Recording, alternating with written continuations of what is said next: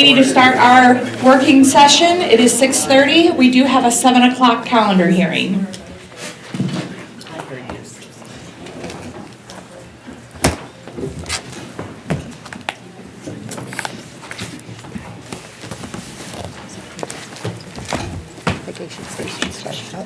Okay, thank you. So first on our agenda this evening for our work session is our vacation station and preschool 2019-2020 tuition. Mr. Supple. Thank you, Mrs. Coe. As we do every year, we have gone out and taken a look at what is happening in the community relative to providing the types of services that we have in our preschool and vacation station programs. And we use that information to inform our decision-making as we prepare the budget and accordingly the tuition recommendations for those programs. I did prepare the typical handouts that we provide to the board, but there are a couple things that are a little bit different this year, and so I wanted to share that information in particular. Before I get much into depth, I do want to thank very much Susan Lane, our program administrator. She's been a great help through this whole process and has really been learning a tremendous amount about budgeting and spreadsheeting, and we've had great fun working on the project together. Is it fun? Cindy's been her mentor and guide through the process, and so thanks to Cindy Wildman as well for all the work that she's done.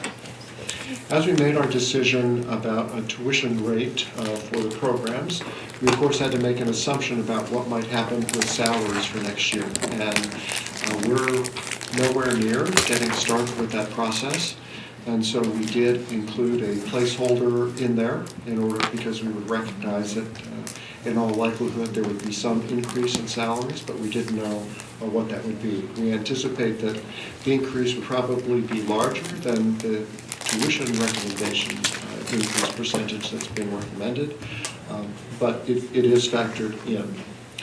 Another area where we're having some difficulties with the Division of Social Services, we currently participate in a program that allows qualified families to pay a reduced tuition rate.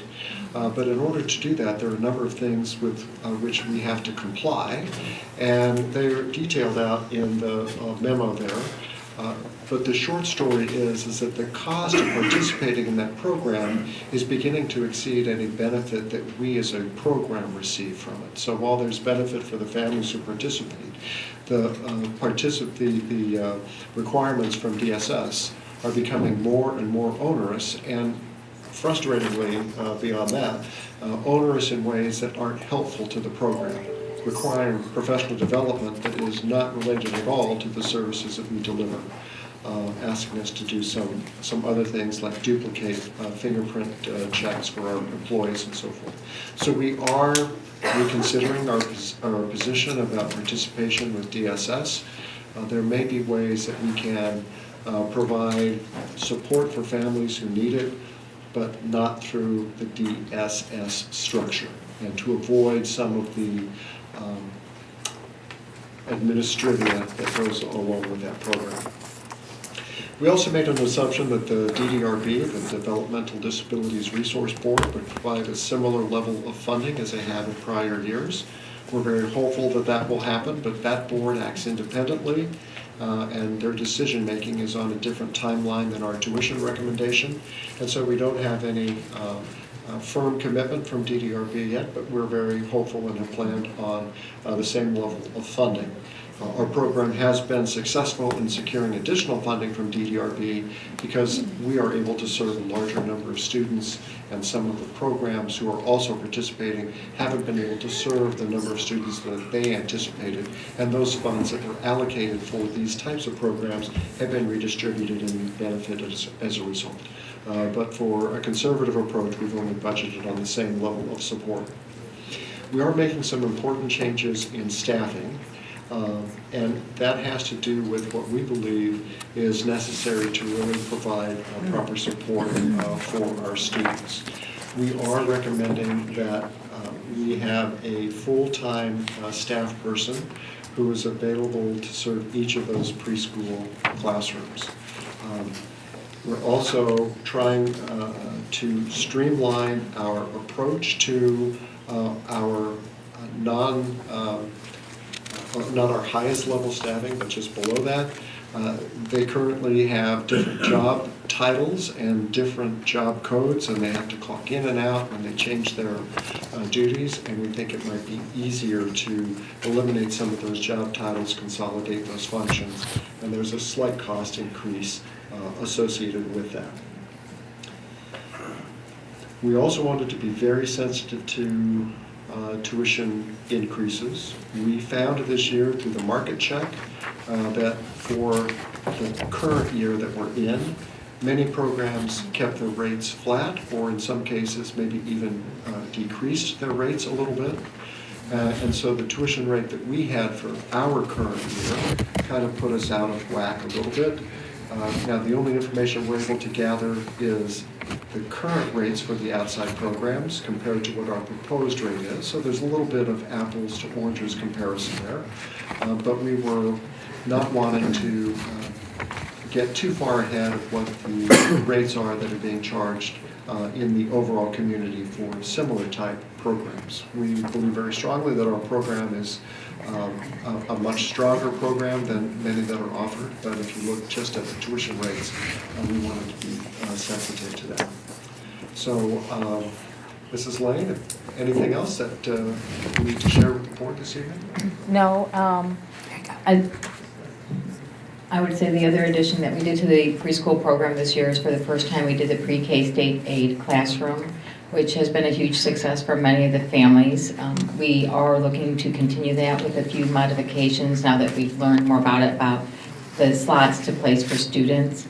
As it turns out, and Ms. Rowman could explain it better than I can, but the anticipated funding for it didn't really turn out to be what we expected. However, we feel it's very strong to provide for these families. They have certain qualifying factors that they could never have afforded preschool if we were not there to support them. So we are going to maintain but not increase that program, to decrease a few slots just to make the classroom structures better for all students.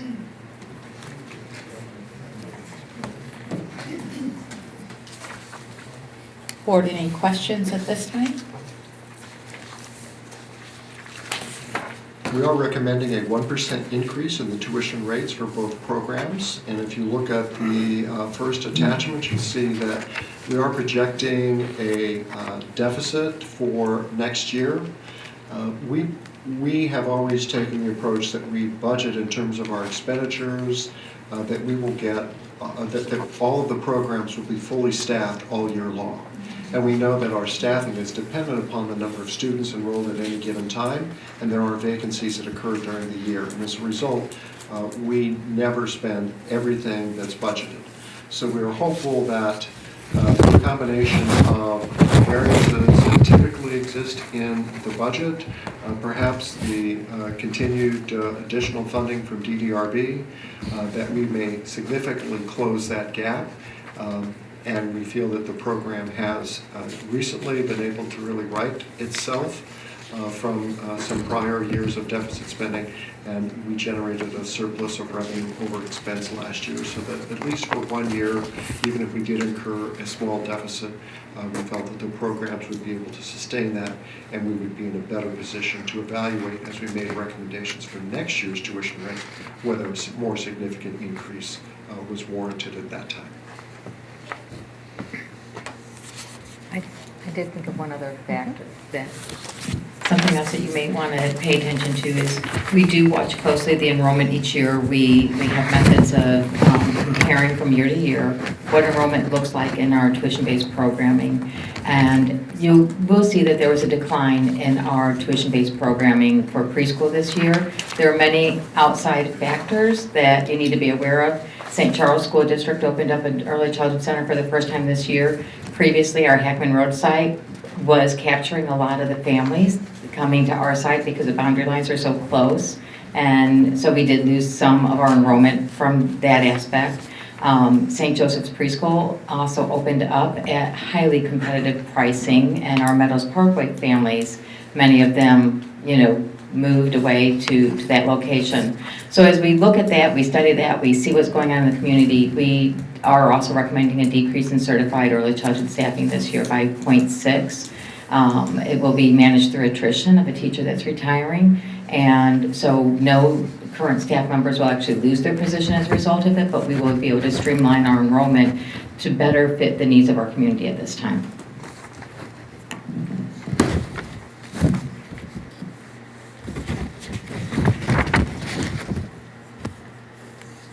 Board, any questions at this time? No, I don't have any either. Thank you. Kevin, publishing. This will come as a recommendation at the January meeting. We would like to ask the board's consideration that for our internal audience only, that we move forward with advertising what we anticipate the rates to be. It allows our current families who are participating in the program and our own staff who have children in the program to have a chance to enroll in the program before we open it up to the general public. So if the board is not concerned about the level of increase that's being recommended, that would give us an opportunity to advertise to our internal audience what we anticipate the rates would be. And we would clarify in the notice that it's dependent upon board approval. This, of course, will come back for approval at the January board meeting. I have no concerns with that. I have a question. On that vacation station, on the proposed tuition rates, is that per week, the $80? That's not per day. Oh, that would be a weekly, I'm sorry.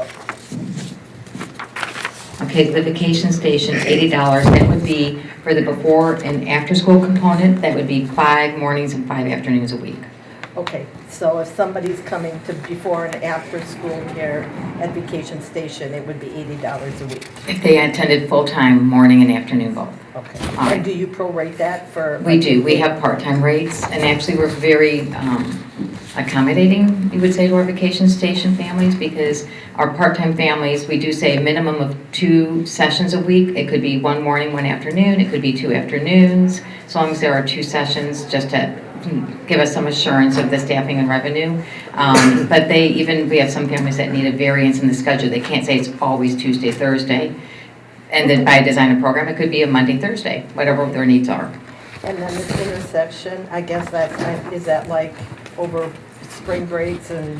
That would be Christmas spring break, summer break, Christmas break, fall break. Fall break, okay. And that's what we charge also? Yes, ma'am. Got it. Thank you. So Mr. Supple, please move forward with the advertising. Thank you.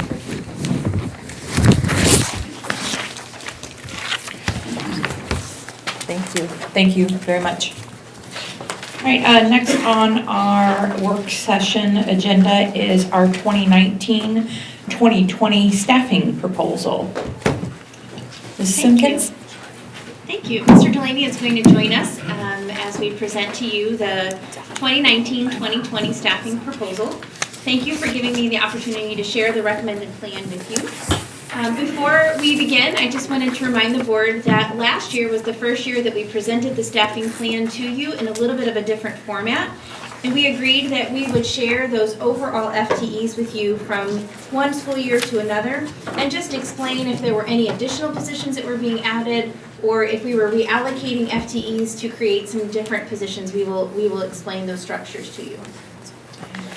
So this plan was discussed with Executive Cabinet beginning in October.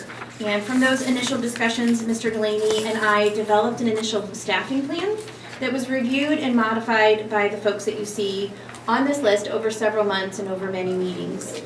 We've had an opportunity to share with all of our leadership groups to get some input from them, and there were some modifications to our plan as we received input from each of those groups. Each year, we request contingency staffing, and these are additional positions that we will place on hold, and we will only use them if necessary.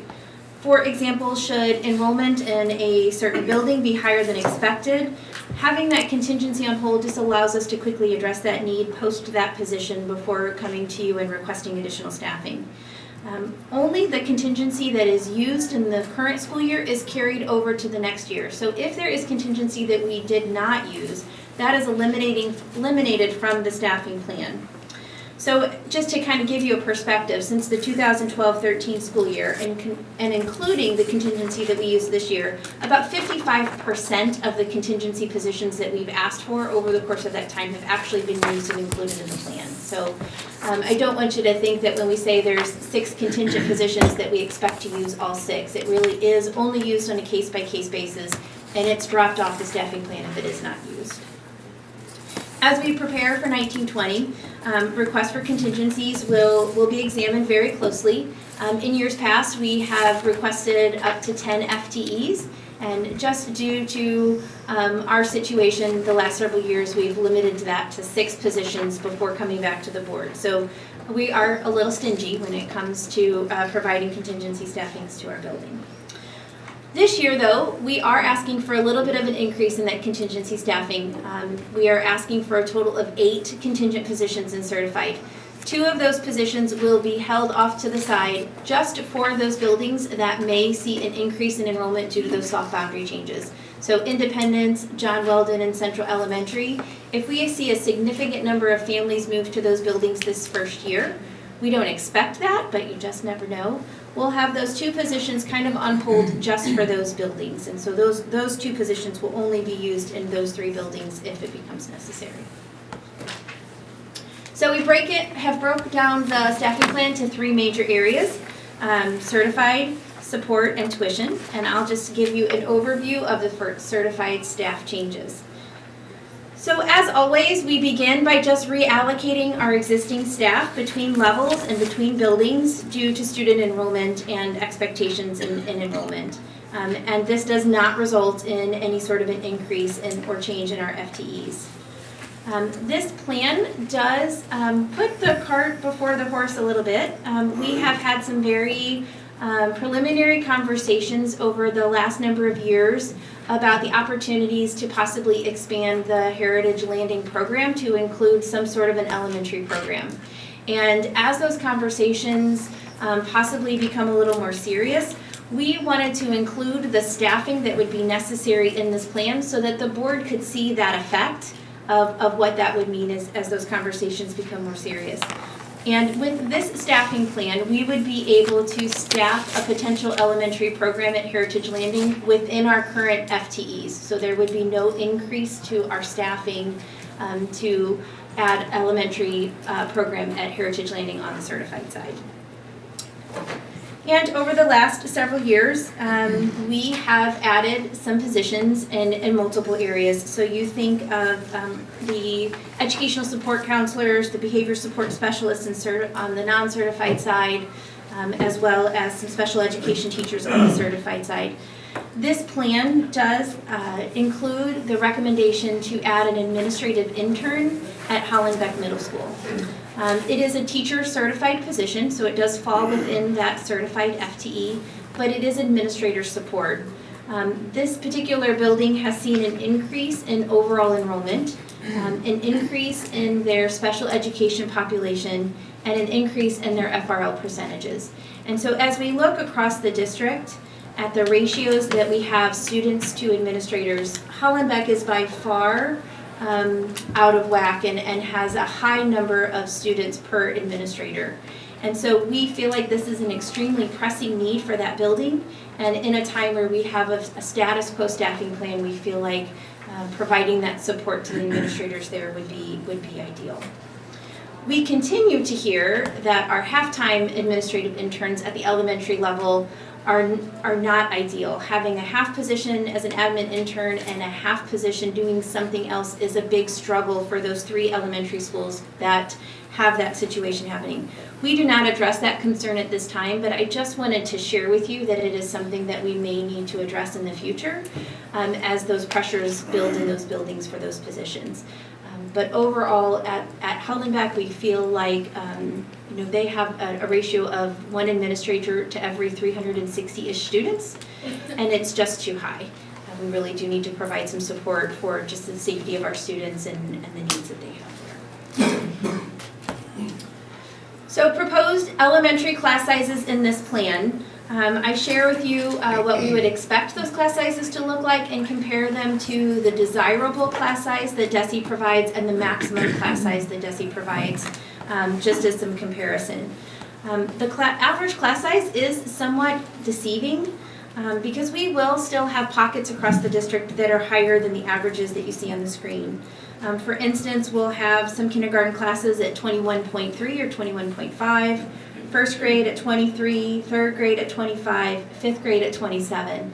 But just because of the way the staffing goes, if we add another section, it drastically reduces them to below the desirable. So we'll start here and we'll watch the enrollment in those sections, and that's where that contingency will come in into play if we feel like we need to do that. I don't show a slide for the class averages at the middle and high school level because those are extremely difficult to determine or to project at this point in our process. We do create the staffing plan based on classroom teachers to student ratio at those levels. And this plan will call for an average when you compare a classroom teacher at high school to 1 to every 21.1 students. And at the middle school, it's 1 teacher to every 20.2 students. But that's very, very deceiving as we don't know the courses that our students will elect when they go through the enrollment process. And we don't know how the schedule, the master schedule at the high school will fall. And so we think that this level of staffing provides our principals an opportunity to meet the needs of our students and do what they feel is best for that support. So let's take it for instance, a high school principal may choose to run a foreign language class of foreign language 3 and 4, so those students that have kind of been in learning the language for some time at a lower ratio, maybe only 15 students, which might then mean that their first year's class sizes are a little bit higher. Still within the DESE guidelines, but they're making that choice of having more students in that first year class so that they can continue to offer the third and the fourth year of that foreign language.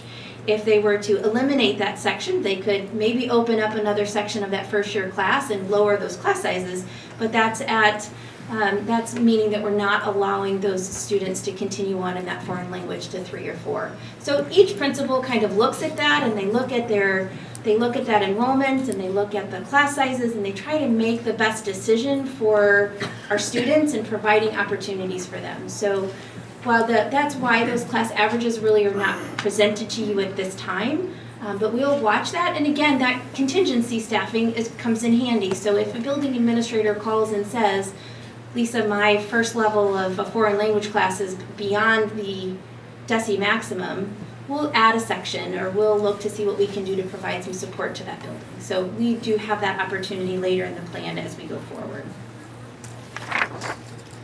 When it comes to early childhood on the certified side, there really are no big changes with our special education early childhood program that is fully funded by our DESE grant. And we do have a slight increase in FTE due to some students that have some increased speech and language needs. Susie shared with you there is that slight reduction that will happen at Hackman as enrollment has changed, and that will all happen through attrition. And so I'm going to let Mark share with you some of the changes that are happening on the support staff side. All right. Board, thank you for giving me the opportunity to talk a little bit about support staff and some of the recommendations for the 19-20 school year. On the support staff side, we are recommending some slight increases to staffing due to some different needs across the district, individual buildings, and individual student needs. As you can see from the slide, we're recommending just slightly over 4 FTE on the support staff side.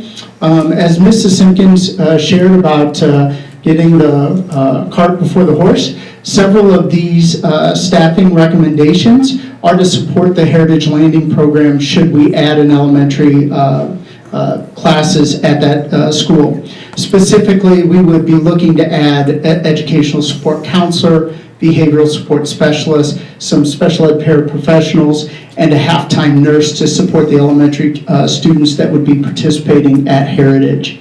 Additionally, in this plan, there is a recommendation to increase the work days for the AA that is in that building from a 206 to 250 days.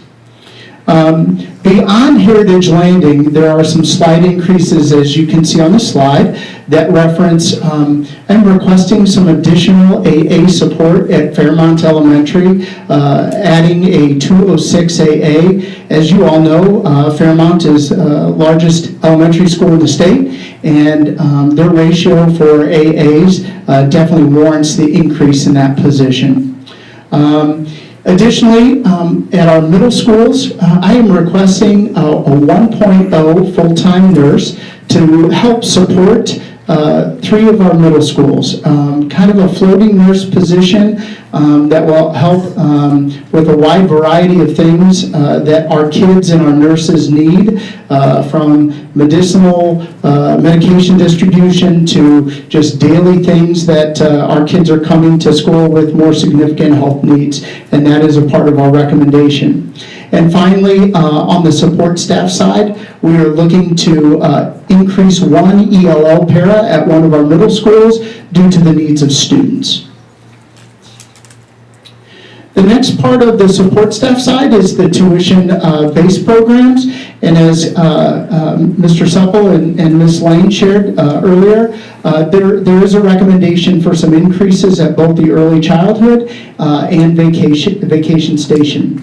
Mr. Supple articulated the need for some full-time, year-round classroom assistants, and the idea behind that position is to provide some consistent support to our students at early childhood during those intercession times and during breaks. When many of the staff members are not there, it provides kids a face that they know and some consistent expectations that are worked with those children.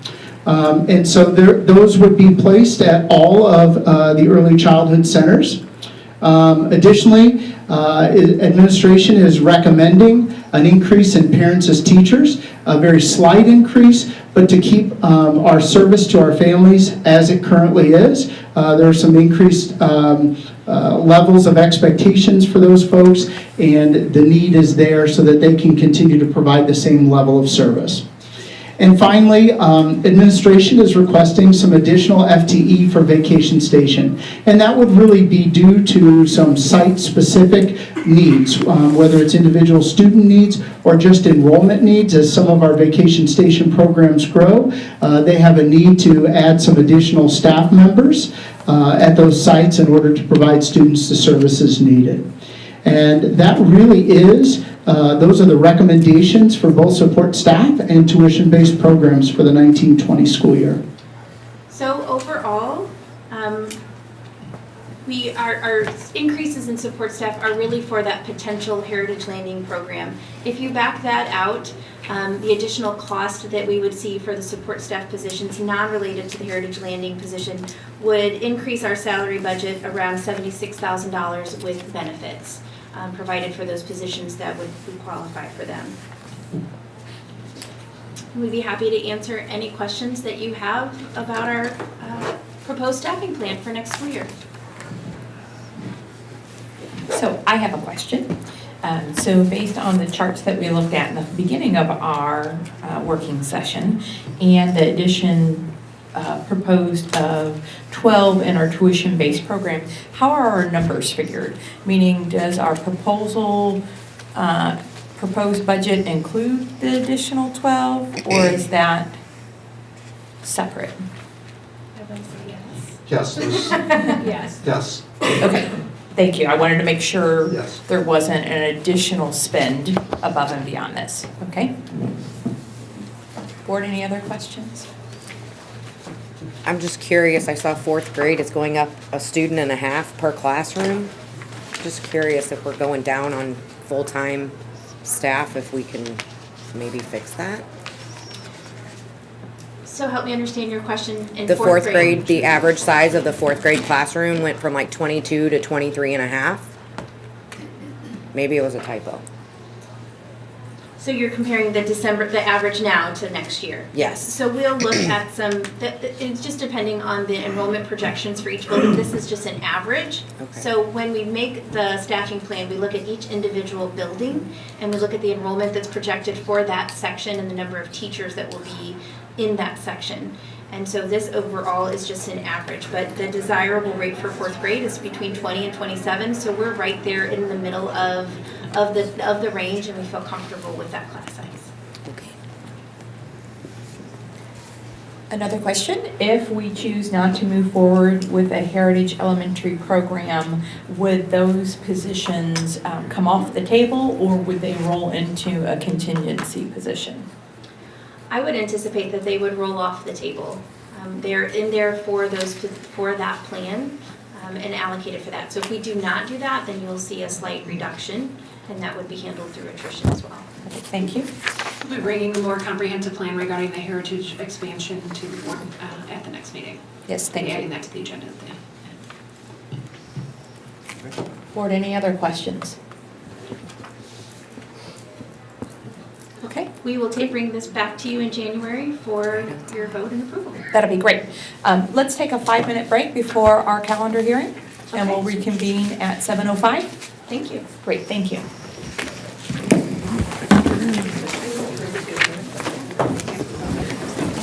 Mark's gonna get great.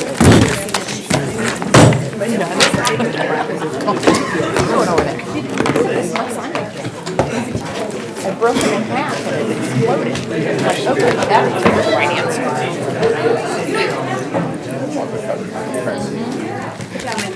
Was good, but messy.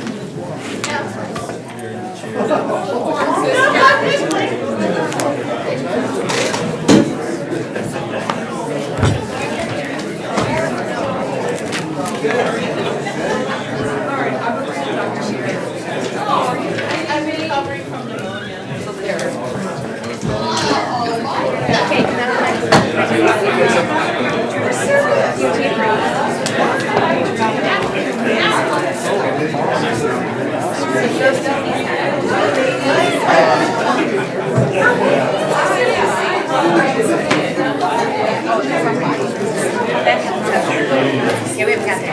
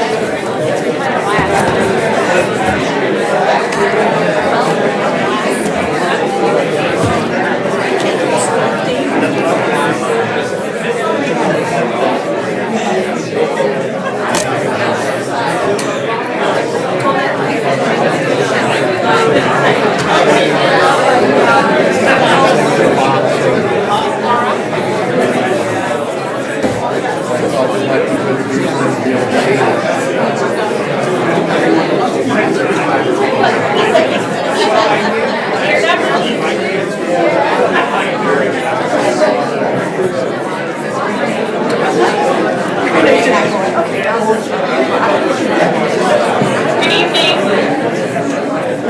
We'll get started this evening with our calendar hearing. Mrs. Simpkins. Thank you, Ms. Coe. At this time, we will now hold a hearing regarding the proposed start date for the 2020-2021 school year as indicated on the draft calendar per state statute. The proposed start date for school on the draft calendar is Monday, August 10th, 2019. I have provided copies of the draft calendar to the board and the audience, and we will invite comments at this time.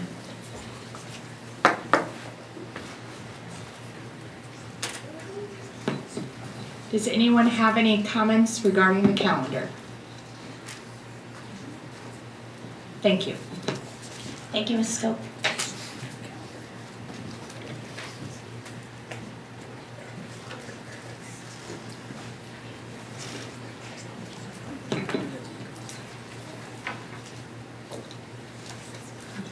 Thank you for joining us this evening. With it being 7:10, I will call the Francis Howell School District Board of Education meeting to order. Please join me in the Pledge of Allegiance, which tonight will be led by our National Merit Scholarship semifinalists. Working their way up there. Allegiance to the flag of the United States of America and to the republic for which it stands, one nation, under God, indivisible, with liberty and justice for all.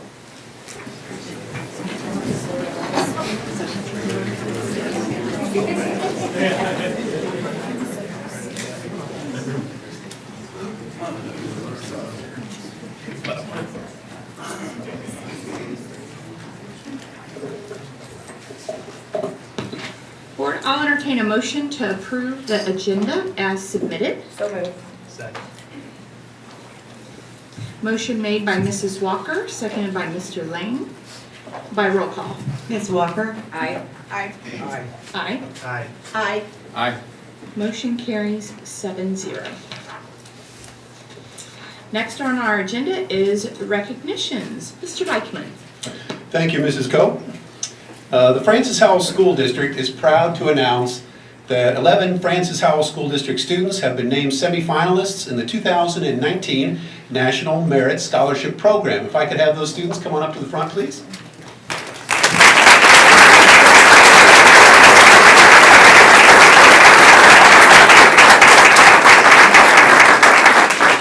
These seniors are among 16,000 semifinalists chosen as part of the annual academic competition. The semifinalists, who were selected based on scores on a PSAT qualifying test, will compete for some 7,500 scholarships worth, and you'll be impressed by this number, more than $30 million to be awarded in the spring.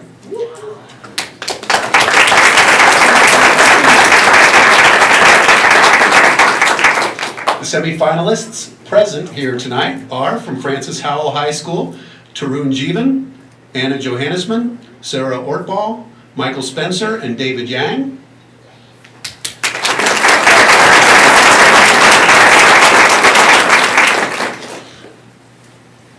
Come on around, guys. Come on over. From Francis Howell Central, Stephanie Monson and Nicholas Reinhold.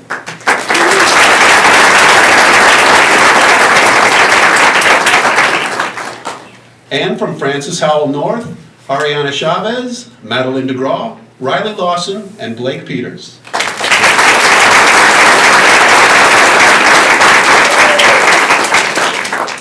Good luck this spring.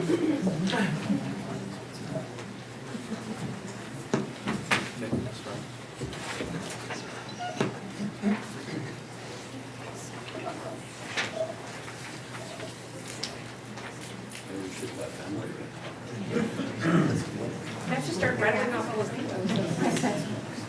They're national merit semifinalists, they'll figure them out.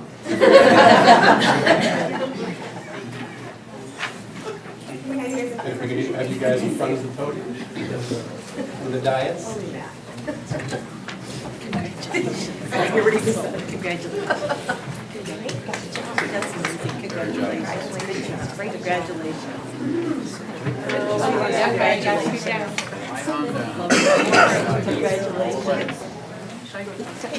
Turn sideways. You two ladies, should I have you create a front row, ladies? Ariana, and I'm sorry, in the green sweater, can you be in the front row too? And scoot down. There we go. You never get in the 12th row. On the end, can you scoot in just a little bit? Turn sideways a little bit. There you go. Yeah, any parents want pictures, don't be shy, come on up.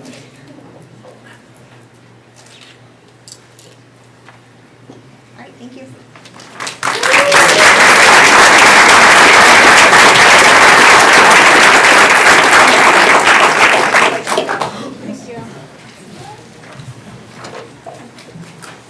Francis Howell teachers Julie Eckhoff and Andrea Head join an elite group of St. Louis area educators selected to receive the 2018 Emerson Excellence in Teaching Awards. Ladies, could you please come on up?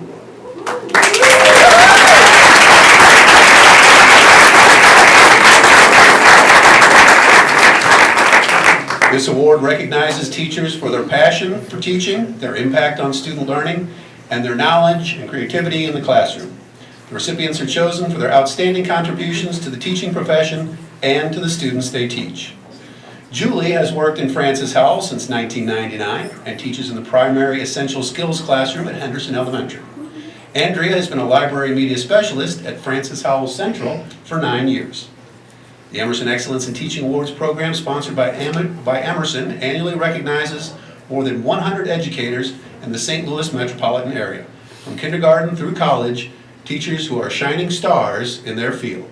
Congratulations.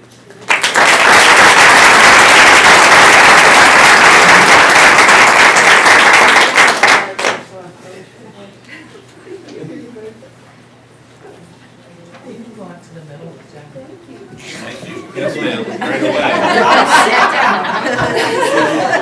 Proud spouses can also take pictures at this time. I thought he was coming up. Congratulations. Congratulations.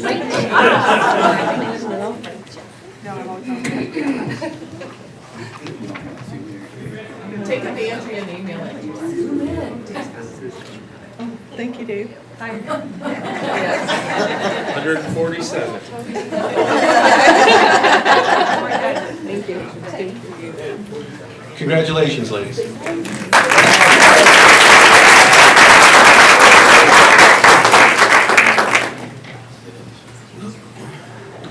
More than 400 children in our district will be warm this winter thanks to the efforts of the Cottleville Firefighters Outreach. Garrett, could you please come on up?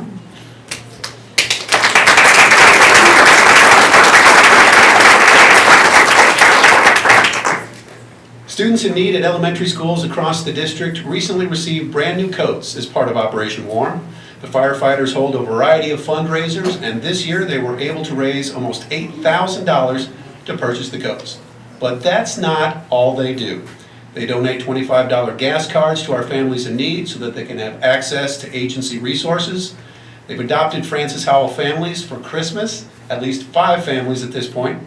They also provide gift cards for middle school and high school students in need to fill in gaps so that they will have gifts for Christmas. They're a very valuable community partner and are always reaching out to ask what else they could do to help our families. I'd also like to mention our own Deanna Cruz. She's a saint. She couldn't be here tonight, but she also goes above and beyond and is often the point of contact. Thank you, Cottleville and Gary.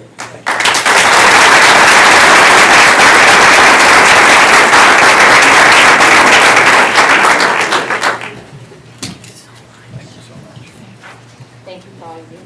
Appreciate it.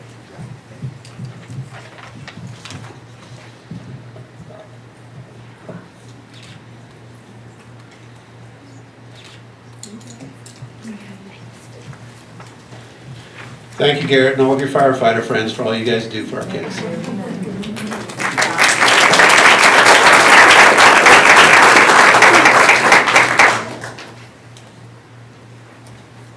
The Cottleville Weldon Spring Rotary Club recently donated $600 to Francis Howell Lunch Heroes program to benefit Warren Elementary School. Could I have all the Rotarians here tonight come up, please?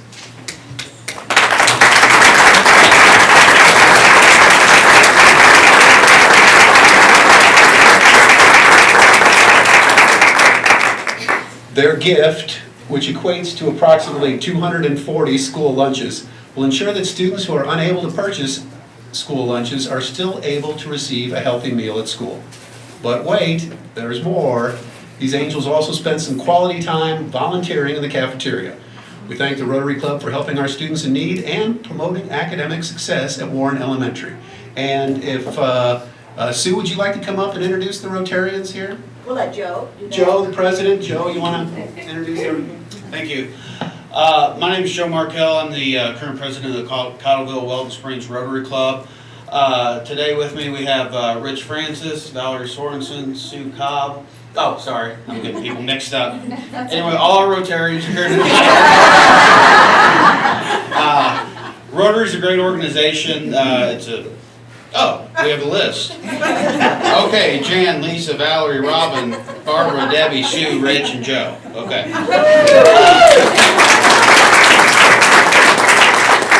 We were especially excited with this project to be able to help some of the younger members of our community. Thank you.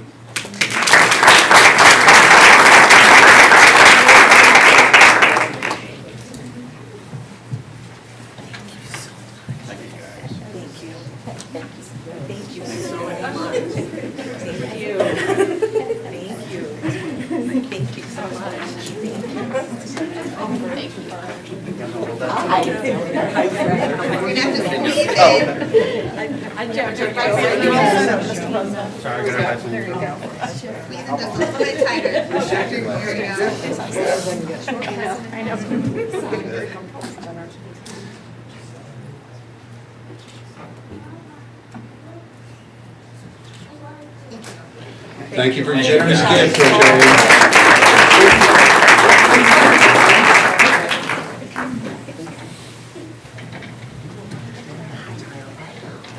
For the rest of our recognition, I'd like to turn the reins over to Francis Howell North Principal, Dr. Nathan Hostetler.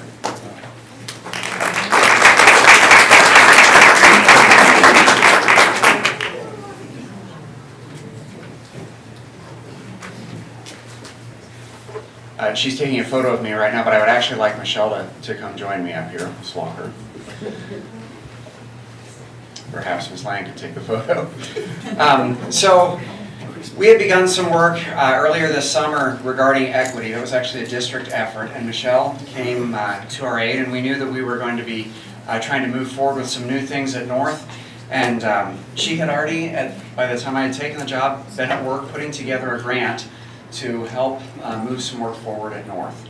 And it turns out that equity work that we had been doing as a district was really important. It's impacted everything we've done at that high school this semester.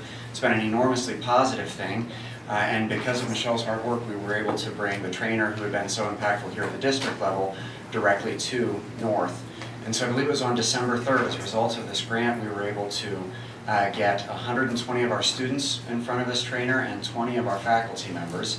And because of the training he provided during that time, we're able to move forward with training with an additional 200 people this coming January. So this money is really bearing a great deal of fruit across the board. And so I want to say thank you to Michelle for the impact that she has had. Will Klein is the president of the association. And I'd like to ask Mr. Will Klein to come forward as the president of the association.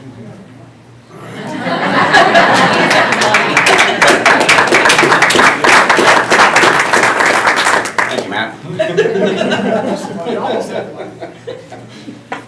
I'll take the money and give you a certificate. All right. All right, we do one of those? Yeah. The old switcheroo. There we go. Thank you. You got that front or behind? Yes.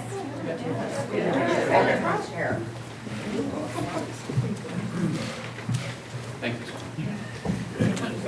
Thank you so much. Thank you very much.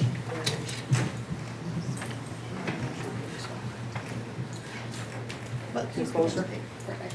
Am I blocking everybody out? You're good.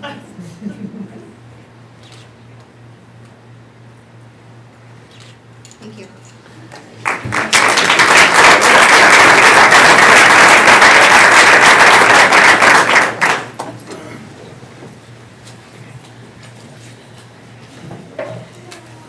At this time, I would like to ask Essence Green to come forward. Essence is a senior at North. And Essence is our honorary student representative this evening. She has been with us for 5 years. She actually grew up in a military family, so she's lived in, I think it's Georgia, Hawaii, Texas, and Illinois. But immediately prior to moving to the St. Charles County area, she was actually in Germany for several years.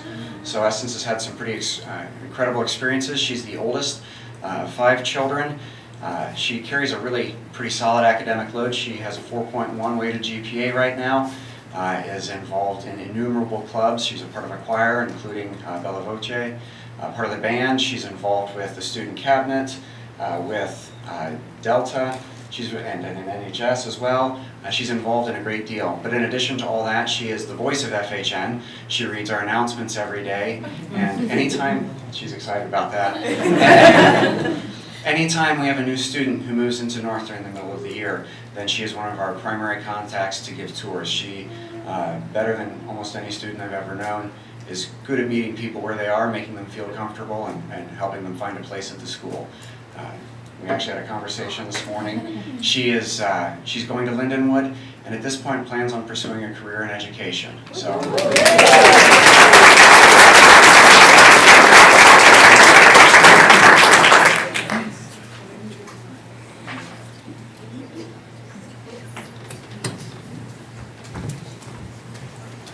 Photo ops first. Okay.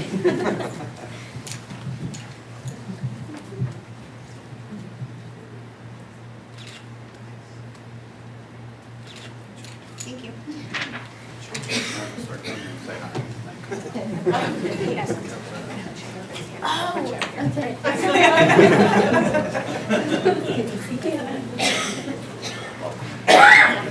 Happy to have you.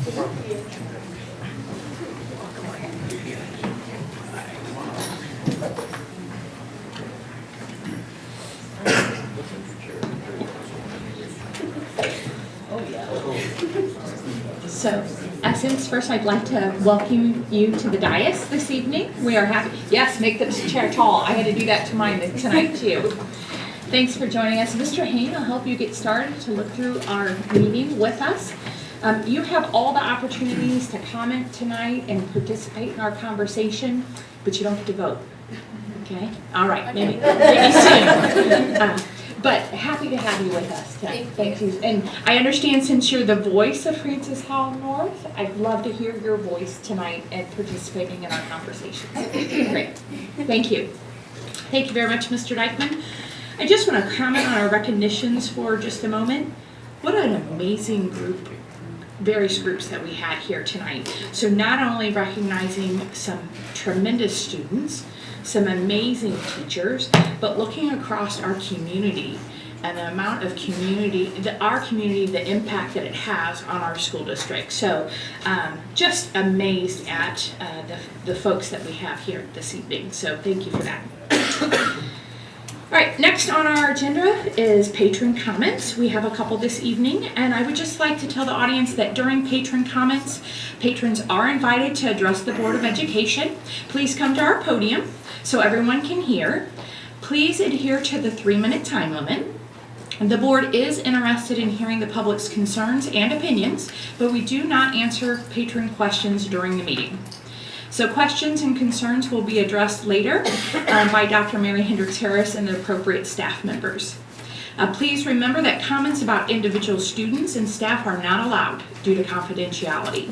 These concerns need to be brought to the administration's attention and may be brought to the board in a closed session. So with that, first this evening we have Tom Ferry.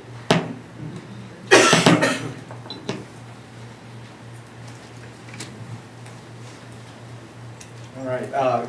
Good evening, members of the board, members of the community, teachers, and members of the Francis Howell District. My name is Tom Ferry. I'm a parent in the district. I have a first grader at Becky David who's really enjoying himself there, and 2 more on the way in the next couple of years, so they'll have their hands full for sure. I'm also the husband of a former district teacher of the year, so I'm in a kind of a unique position here to actually see both sides. I get to see what goes on in the classroom with my son and my wife, and I get to see how much work actually goes into creating such impactful lesson plans and all of the love and caring that goes on in the classrooms and what it takes to actually make that happen on a daily and yearly basis. So I get to see that all of the hours that go into making that happen. I was also an advocate for all of our ballot initiatives. I was definitely a social media warrior trying to debunk a lot of the myths and alternative facts that were perpetuated by our opponents.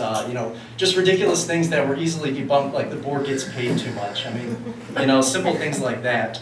And so when all those ballot initiatives went down, I was really disappointed, along with, I'm sure, all the members in this room and members of the community. So, I was really disappointed to see that happen.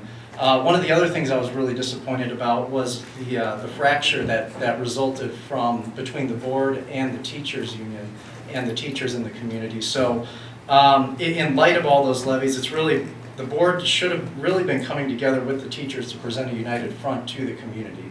I mean, that really needed to happen in result of such a disappointing loss, a handful of losses, to be quite frank. Instead, really, the fracture only serves to make retaining our top talent here at Francis Howell a lot more challenging. As a hiring manager in my company and as someone who works closely with our company's learning community, they are always on the lookout for talent. And so, it really makes it challenging for the district to compete with something like that, because it is a tough market out there for professionals, especially for companies looking to hire top talent. And so in light of that, there's become a perception here, at least from my standpoint, that the district is really not, they don't value that top talent just because of the fracture that's resulted. And so with that, I really impose upon the board to correct that. And as part of all this, negatives aside with the levy losses, I have to say there have been some positives with the results that have happened from the losses and the fracture. I actually have my wife home a lot more, just because she's she's coming home right after school and putting in a lot of those hours at home and not with her teachers. Thank you. Your time is up. Thank you.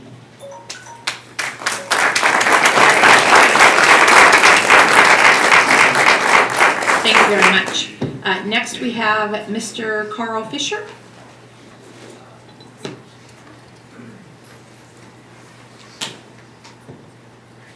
Thank you for the opportunity to speak tonight. My name's Carl Fisher. I've got a couple of kids who are, one graduated in 2017, the other, my daughter, was a sophomore at Francis Howell North. Both kids swam on the swim team. And so I've been involved in this for some time now. And this year especially, I started asking around about why it was that our kids are always the last ones to have access to the swimming lanes at Rexplex. And so my inquiries led me to first the management of Rexplex, and then to administration with Francis Howell. And I also had a lot of conversations with parents of swimmers. And eventually what I learned was that this is a conversation that's been going on literally for decades. And the consensus is that most parents and students, for that matter, are in favor of earlier swim times, but the Rexplex has been reluctant to accommodate us. And the big reason for that is because we've never come to them with a united front and explained that Francis Howell was willing to cover the difference in the lane fees. And the difference is $19 versus $22 per lane per night. So by the time you multiply that times 3 high schools, 2 swim teams, boys and girls, it starts to come into some significant money. So in my conversations with the administration, I was told that this matter would be looked into, and I never heard that any efforts were made to do that. So eventually I conducted a survey myself online using online survey utilities, and I've got copies of that I can distribute if you're interested. And the consensus was 90% of the parents were in favor of pursuing earlier swim times.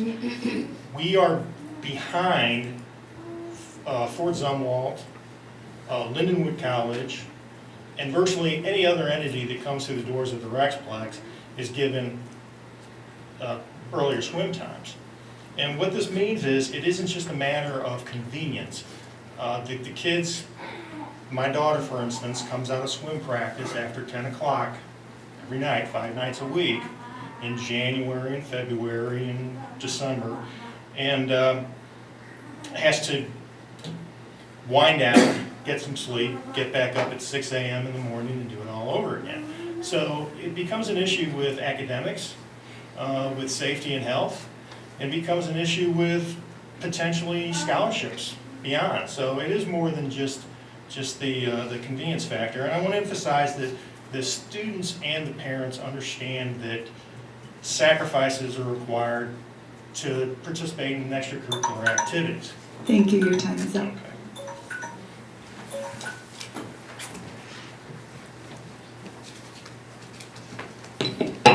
Thank you very much, Mr. Fisher.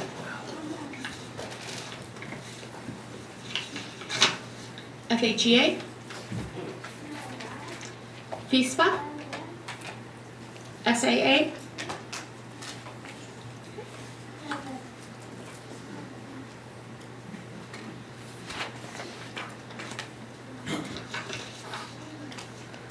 Board, I'll entertain a motion to approve the consent agenda as submitted. So moved. Motion made by Mrs. Walker, seconded by Mr. Lang. By roll call. Ms. Lang? Aye. Aye. Aye. Aye. Aye. Aye. Aye. Motion carries 7-0. Next on our agenda is the best practice, our MAC scholarship presentation. Dr. Hovey? Yes, thank you. I'm actually going to turn this over to Dr. Lucas Lammers, who's going to come forward and introduce the rest of our presenters for this evening. Great, thank you. Thank you, Dr. Hoven. Tonight it's my pleasure to introduce one of my favorite new programs, one of my favorite new initiatives that is happening at the secondary level in our school district. It's the MAC Scholars Program, and in a minute I'm going to introduce some people. But just a little bit of background on what the program is. That MAC Scholars stands for Multicultural Achievement Committee. It's a program that got its start in Shaker Heights, Ohio several years ago, and has since spread to other school districts around the nation. And the way we found out about it was on a site visit to Columbia, Missouri, where they had this program operating, and we were highly impressed by it. And due to the leadership of some of our building level administration, they committed themselves to bringing it here. And what they do, they work with students of diverse backgrounds, building things like academic skills, life skills, leadership development, to try to demystify the process and give more access to rigorous courses for historically underrepresented groups, getting them into courses like honors courses, pre-AP courses, AP courses. It's currently operating at Howell Central High School and Howell North High School, and will be in all 3 of our high schools starting next year.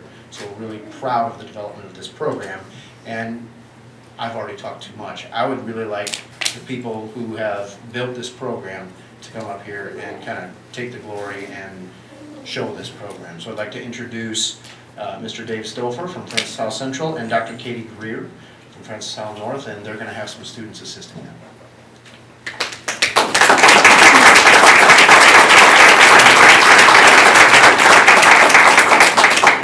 I have to adjust my notes. Dr. Lammers just took half of my speech, so excuse me. Dr. Hendricks Harris, ladies and gentlemen of the board, esteemed colleague and honored guests, my name is Dave Stouffer. I'm an assistant principal at Francis Howell Central High School. Thank you for the opportunity to speak to you this evening. It's my profound privilege to introduce to you today the Francis Howell Central Max Scholars Program and our amazing students who have changed our school forever. Our Max Scholars Program has been incredibly successful over the last couple of years, and there's really 3 main reasons why.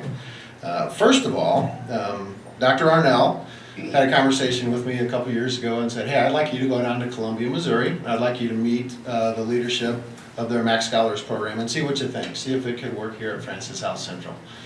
2 years later, we have a program that's thriving more than I ever thought possible, and that's thanks to the forethought and vision of Dr. Arnell and his desire to see that impact our school. We have several, there we go. 2 ladies up here, Shakara and Sharice Jones, are our Max sponsors. They are graduates of Francis Howell Central. They're sisters, obviously, and they're coaches on our Lady Spartan basketball team. They can't be here tonight because they're coaching right now as we speak, I'm sure on to victory, as our Spartans are playing basketball. They've developed relationships with students. They know the students. They have a passion for our school because they've been there, and they have a tremendous impact on why our program is so successful. The other group that I'm equally honored to be part of is our leadership team. 3 of our leadership team will be speaking later. This is a picture of our first trip to Columbia back in October of 2017. We had a chance to go down there and meet the Columbia leadership, participate in their MAC conference, and of course had dinner at G&G's Pizza after it was over. And we look back on this as really the start of our Max Scholar program. This is what started our program. This is the names of our Max Scholars. Do we have any Max Scholar leaders or Max Scholars in the audience? Could you guys stand and be recognized?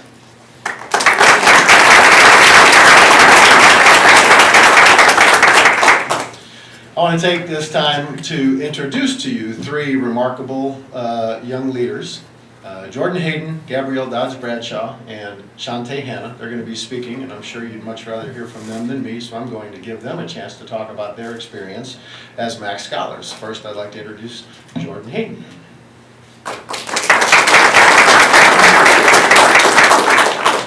All right. Max Scholars, in my eyes, is a group that brings us all together in a positive way towards our individual success. Max Scholars, in my eyes, is a group that has students to help influence everyone to push to the limit we think we may never can reach. By holding each other accountable and bringing in new positive habits, I hope that future students will look at us as role models and continue to follow our example. I will attend University of Missouri majoring in cybersecurity. The commitment to excellence that Max Scholars has instilled in me will help me prepare for and be successful as I transition to my new life as a college student at Mizzou. Max Scholars has become a very positive name and very well-known group that came to impact the entire school. And now I would like to introduce Gabrielle Dodds-Bradshaw.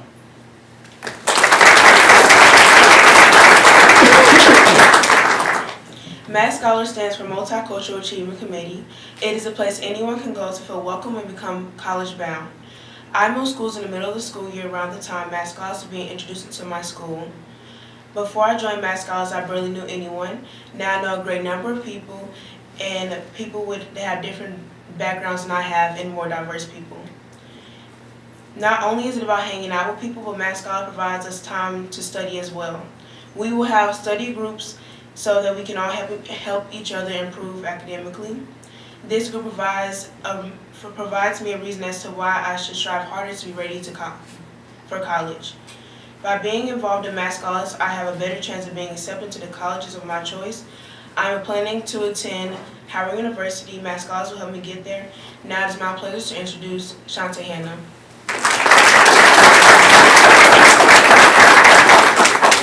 Hello, I'm Shante Hannah. I'm a senior this year at FHC.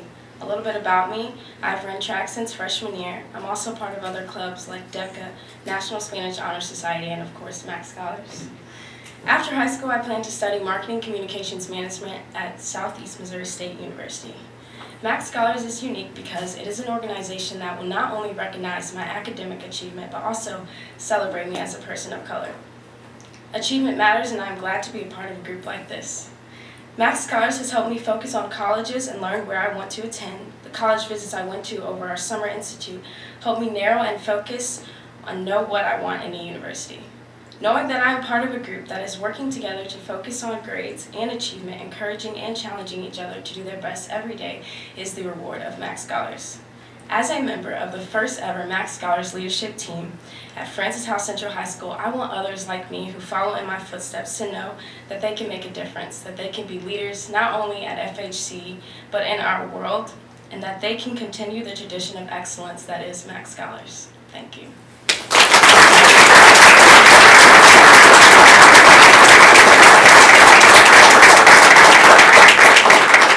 Now I'd like to introduce Dr. Katie Greer from Francis Howell North.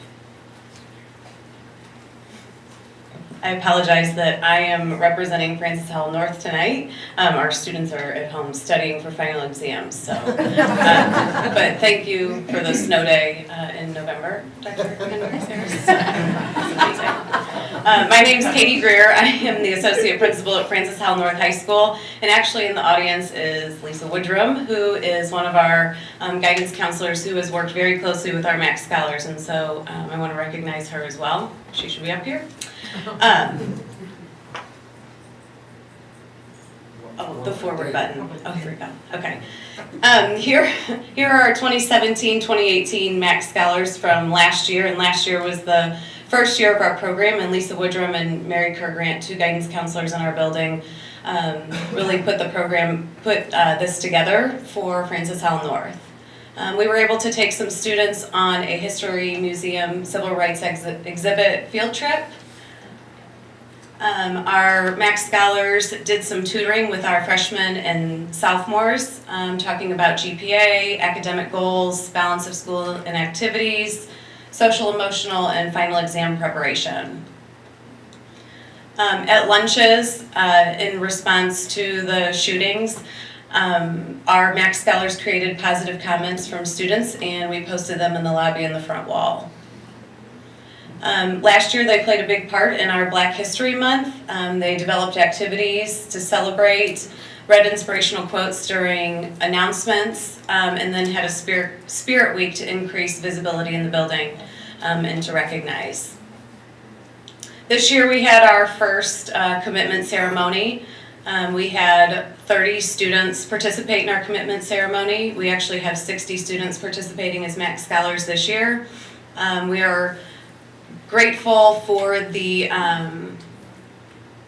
stipends that were provided. So we appreciate the stipends that were provided for our 3 mentors, Jack A. Hill, who's actually our athletic trainer in our building, Anton French, who is one of our hall monitors, and Artie Johnson, who's one of our football coaches. And they are our 3 mentors, and they have been at meetings and are doing a great job working with our students. We started our lunch speaker series, and we had our first one in December, so each of our mentors are going to take a month, and they're going to present first, and then they're going to find somebody to bring in, and just during lunches, kids get their lunch, they come in and just listen to a presentation. So Anton French was our first one, first presentation that we had. And then we had our first Max Scholar meeting, where our leadership team talked about the different committees that were going to be options. We have community service, Black History Month, the lunch speaker series, the diversity committee, media, and then mentoring. And so students, our leadership committee identified what those committees were going to do, and our students had an opportunity to then sign up for which committees they wanted to participate in. Dave Stouffer, myself, and Dr. Kozlowski actually met today and talked about ways that we can grow the program within our district and be common and bring our leadership teams together to build upon our ideas. So kind of excited about the future where Max Scholars can go and the opportunities that it's going to provide for our students. So thank you.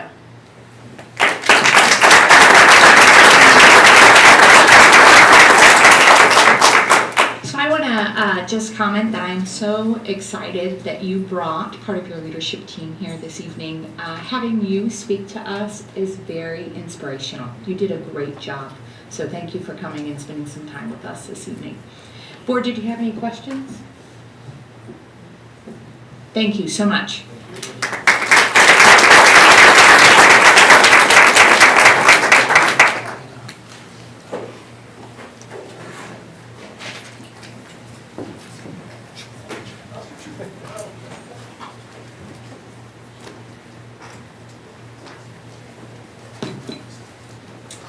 All right, next on our agenda, Board, I'll entertain a motion to approve the 2021 school calendar as presented. Second. Motion made by Mrs. Walker, seconded by Mr. Lang. We had a work session on this at our last meeting. We had our calendar hearing this evening. Board, is there any other questions or comments? By roll call. Mr. Lane? Aye. Aye. Aye. Aye. Aye. Aye. Aye. Motion carries 7-0. Next on our agenda is the MSBA December board report.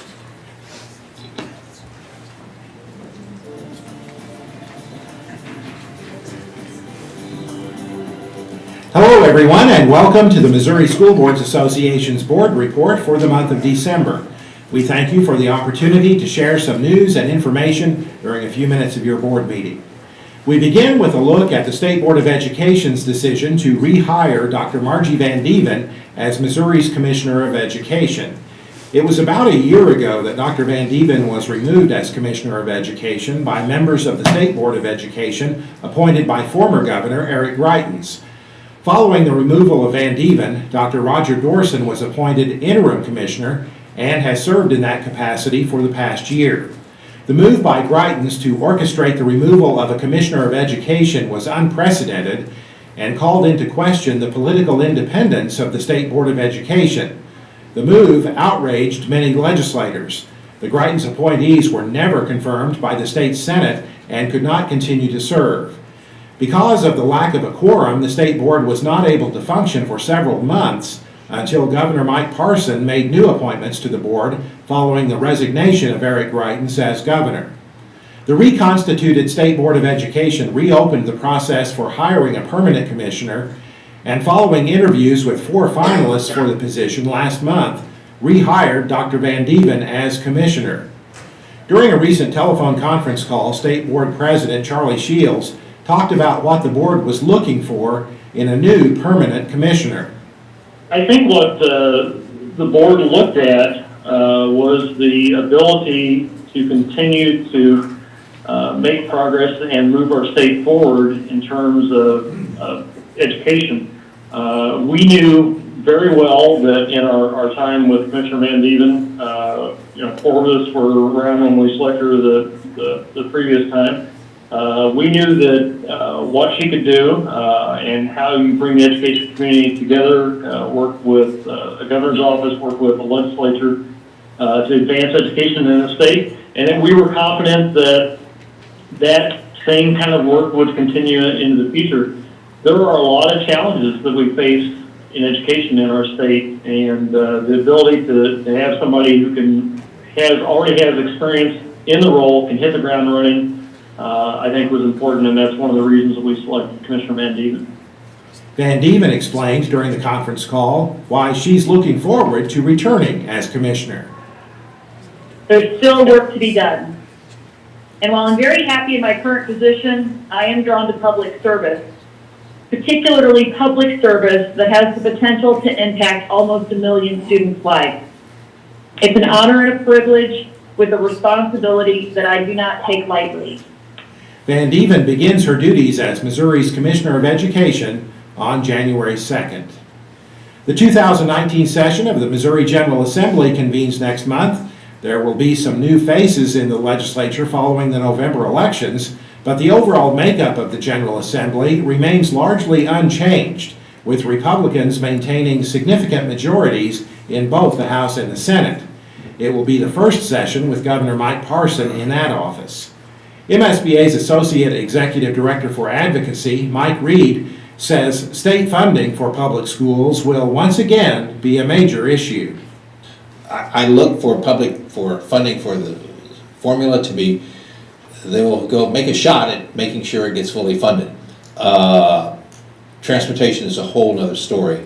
We are desperately low on transportation funding, and I don't see that coming forward this year. We will work very hard to get more money into transportation. However, it's going to be a long, hard pull because there are so many other people trying to get at that pot of money. Another issue likely to return in the 2019 legislative session is expansion of charter schools. Right now, charter schools exist only in St. Louis and Kansas City. However, bills are likely to be introduced in the coming legislative session to expand charters to other school districts in the state. Kansas City Superintendent Dr. Mark Bedell says the growth of charter schools in that district has resulted in inefficiencies and unnecessary duplication of services for students. He says school districts throughout the state need to be concerned that the expansion of charter schools could put additional strain on funding available for schools. It goes back to the financial resources that we already are thin on. We know right now that we have a $200 million or somewhere in that range deficit with transportation, and we think as the tax rolls come in this year with all the tax cuts and all of those good things that the state's going to find itself in some tough scenarios being able to continuously fully fund education. And so when you then introduce more options and opportunity, it results ultimately in you having to operate for full facilities, full-time administrators, full-time staff, the resources and all of that, and once again, that then spreads the money thinner. MSBA supports only those charter schools that are authorized by local boards of education and subject to the same accountability standards as other Missouri public schools. Be sure to make plans now to attend MSBA's annual legislative forum, Public Schools Day at the Capitol, on February 11th in Jefferson City. Registration information is available on the MSBA website. That's it for this month's edition of the MSBA Board Report. Thanks for allowing us to have some time at your board meeting, and so long from Columbia.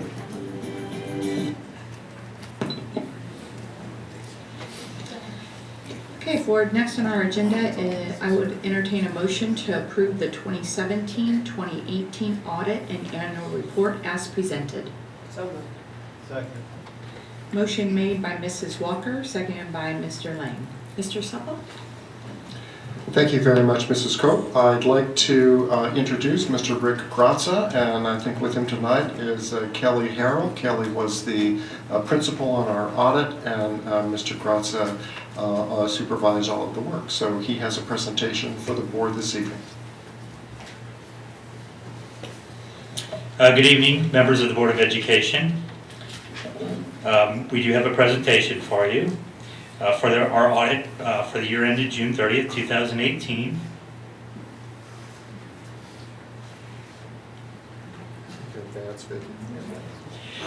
So first, just a summary of our audit results as they pertain to our audit of the financial statements. Just as a reminder, it's management's responsibility to prepare the financial statements in accordance with generally accepted auditing standards. Generally accepted accounting principles.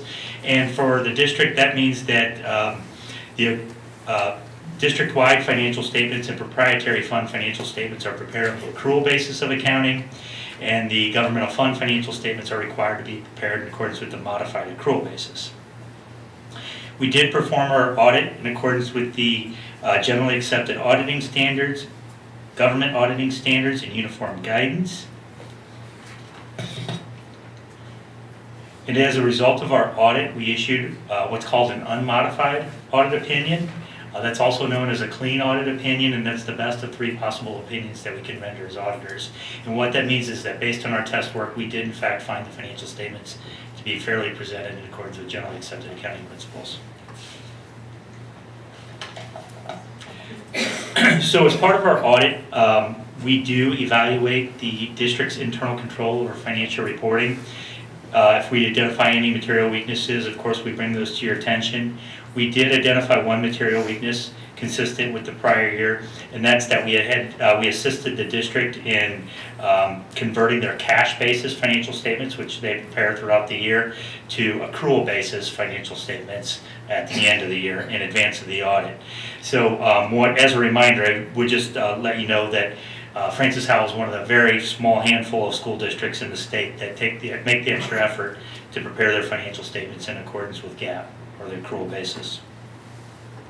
Also, as part of our audit, we're required to test the district's compliance with laws, regulations, contracts, and grants that could be material to the financial statements. And in doing so, we found no material non-compliance. We're also required to test the district's compliance with requirements that are applicable to its federal programs.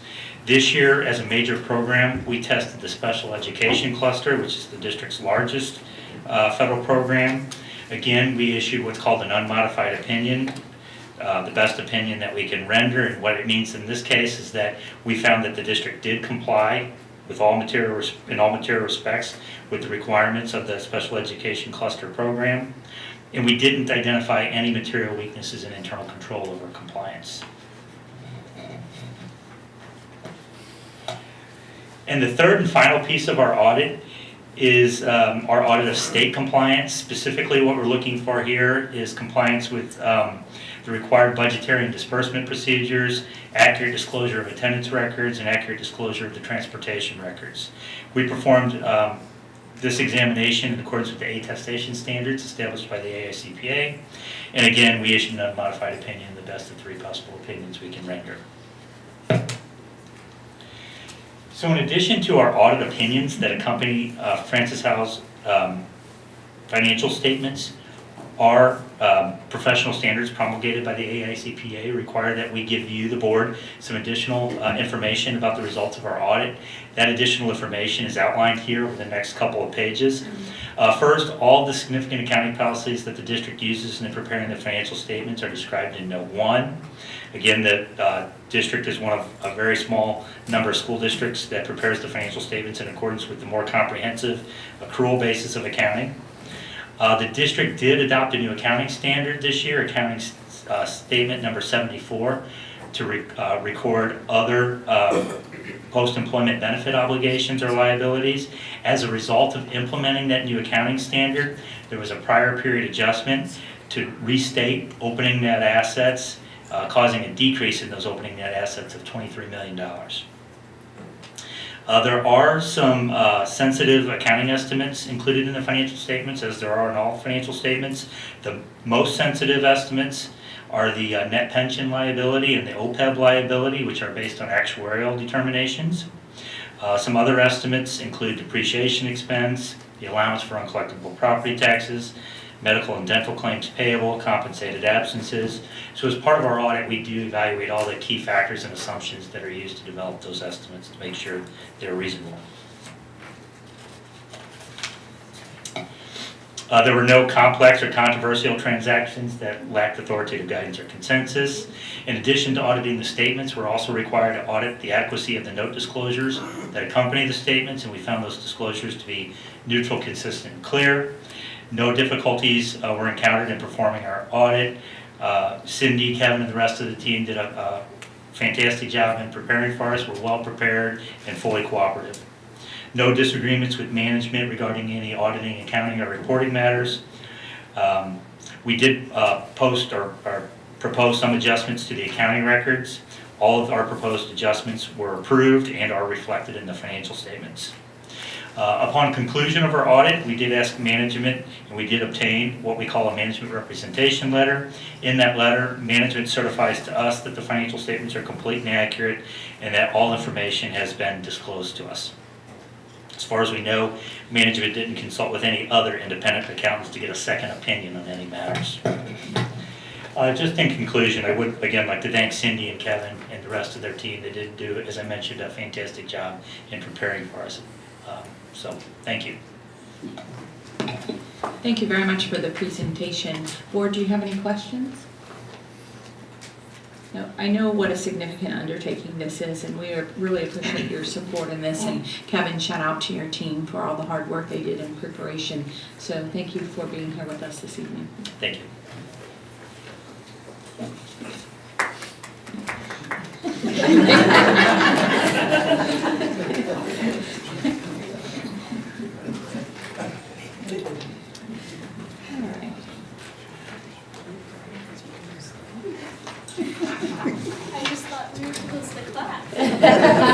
It was an excellent presentation, wasn't it? Board, we do have to vote. Did you understand it, in essence? Yeah, you're with me. You smile a lot. Okay. Board, we do have to vote by roll call. Mr. Lang? Aye. Aye. Aye. Aye. Aye. Aye. Aye. Motion carries 7-0. All right, next on our agenda is master planning.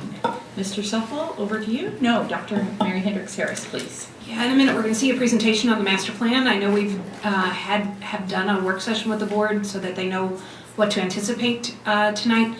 One of the things that we would like to happen as a result of the master plan is that we would convene or reconvene a group from the previous facilities committee to go through all of the recommendations, the prioritization, the 867-page document, and bring to us recommendations that fit us. So you're going to hear some prioritization and some recommendations from Honer tonight, and we feel like we need to give it our context and have a group look at it to identify next steps for us. So that will occur after this presentation tonight.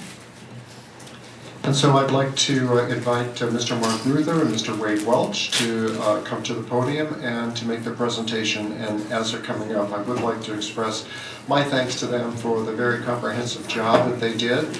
We had a lot of conversation about the direction in which this work needed to head, and I appreciate very much their willingness to listen to what our needs were in terms of developing this comprehensive plan, and then to develop a product that really meets our needs. So, Mark, Wade, thank you very much. Thank you very much, Board, for allowing us to come to tonight to present the final documents of the master planning efforts. Wade Welch is with me, and myself, Mark Ruther. And basically what I'm going to do is I'm going to start real quickly and just kind of give you a refresher on what we kind of talked about in October, and have Wade get in a little bit more of the details.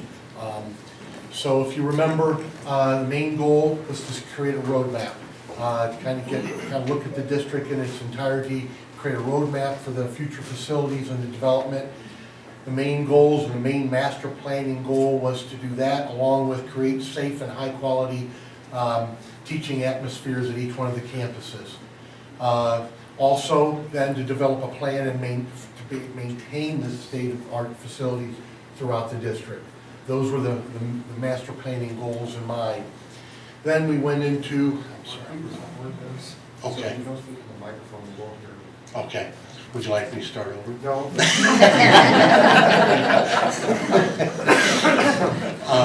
So I apologize for that, Kevin. But and then the major categories of the work that as we went into, again, was the student safety and security and staff security, the campus building overall, not only the campus overall plan and circulation, but also the building circulation systems.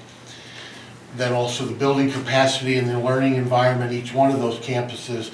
And as you can see by the document, it was a thorough investigation of each one of those facilities. Then We started with the process, and what we went through the process was to start the documentation and get the field work at each one of the campuses, develop background drawings for each one of the campuses, and then also create a building analysis, do a building analysis of each one of those. At this point, we are complete and is in the document in front of you there. Second step of the process was an evaluation, was to look at the life cycle replacement cost of each one of the facilities, and then again relate that with the existing conditions and the condition of those existing conditions. And then also the projected enrollment levels at each one of the campuses as given to us by the school district. That as well is complete here. I'm going to turn it over to Wade now as he goes in a little bit more of the details of the priorities. I'll second the thanks for having us here tonight. I will try and keep it brief and summarize where we're at in the process. We did review at the last meeting the priorities that we developed, and essentially they fall into 4 categories. Priority 1 is an immediate need. Priority 2 is a mid-level need. Priority 3 is a low-level need. And then priority 4 is long-range planning for each campus or facility. We kind of corresponded that to 1 to 2 years, 5 to 10 years, 10 to 20 years, and then the master planning provides options for future growth. A real quick definition or explanation of those priorities. We worked with the life cycle replacement program that the school district provided. We reviewed with the Facilities and Operations Department. We have prior knowledge of a majority of the campuses from work that we've done there already. And then we also received projected enrollment numbers from the school district to kind of get an idea of where the school district may go in the coming years. So the first group, I'm going to go through several groups of estimating work that we did. The first group is district-wide work, which includes safety and security access upgrades, as well as district-wide paving. The safety and security access, we've reviewed all the campuses, have come up with preliminary plans for each, and we would put those in the priority 1 category of a potential bond issue or potential future work. District-wide paving, we put that in this group to create a long-term maintenance and upgrade. We would spend an amount of money each priority to bring campuses up to speed and improve their pavement throughout the district. So the second group is the high school groups. We've presented 2 options here. The first focusing on additions and renovations at all campuses, bringing them up to speed, up to state-of-the-art technology, expanding learning space, and making them grow to meet the needs of the school district. Within this group is Francis Howell North and Francis Howell Union High School.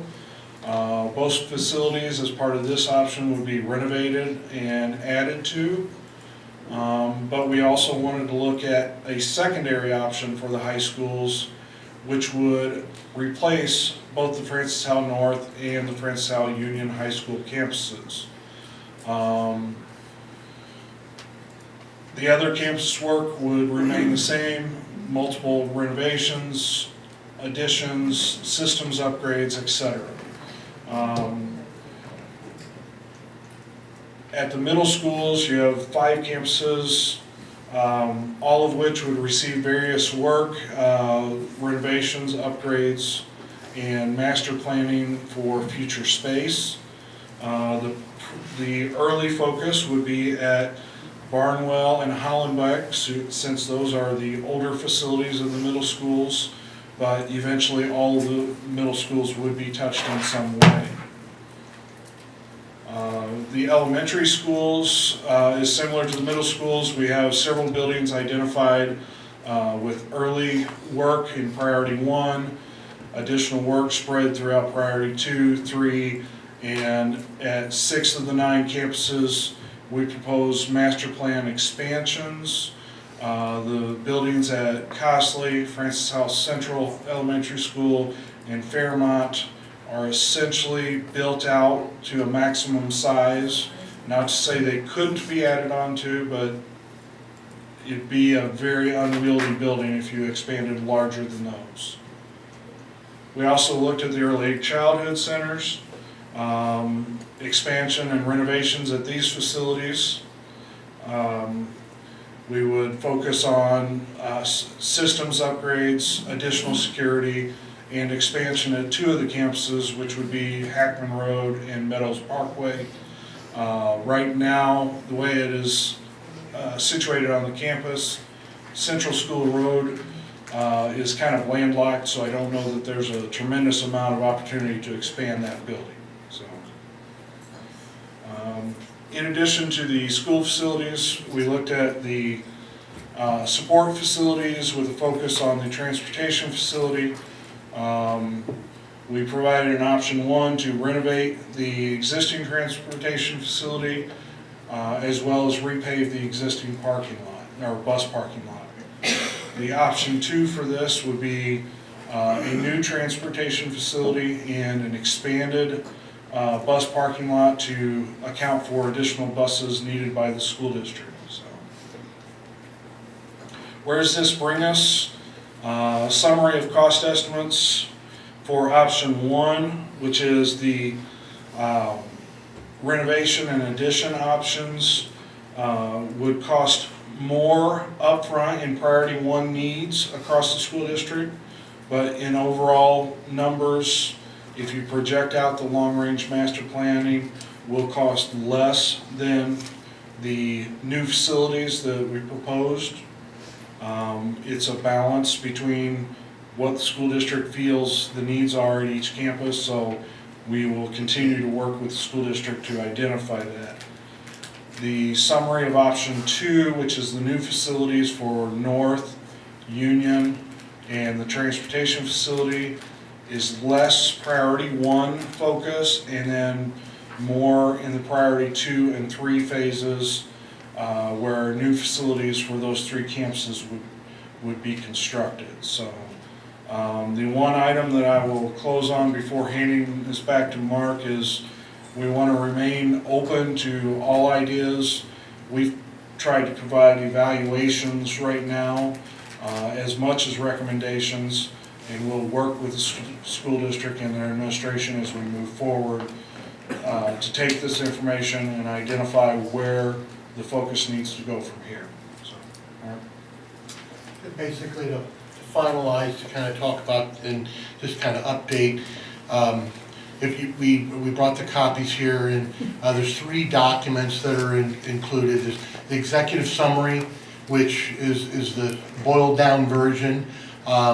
Then the secondary packet or information is the executive summary plus the comprehensive facilities master plan.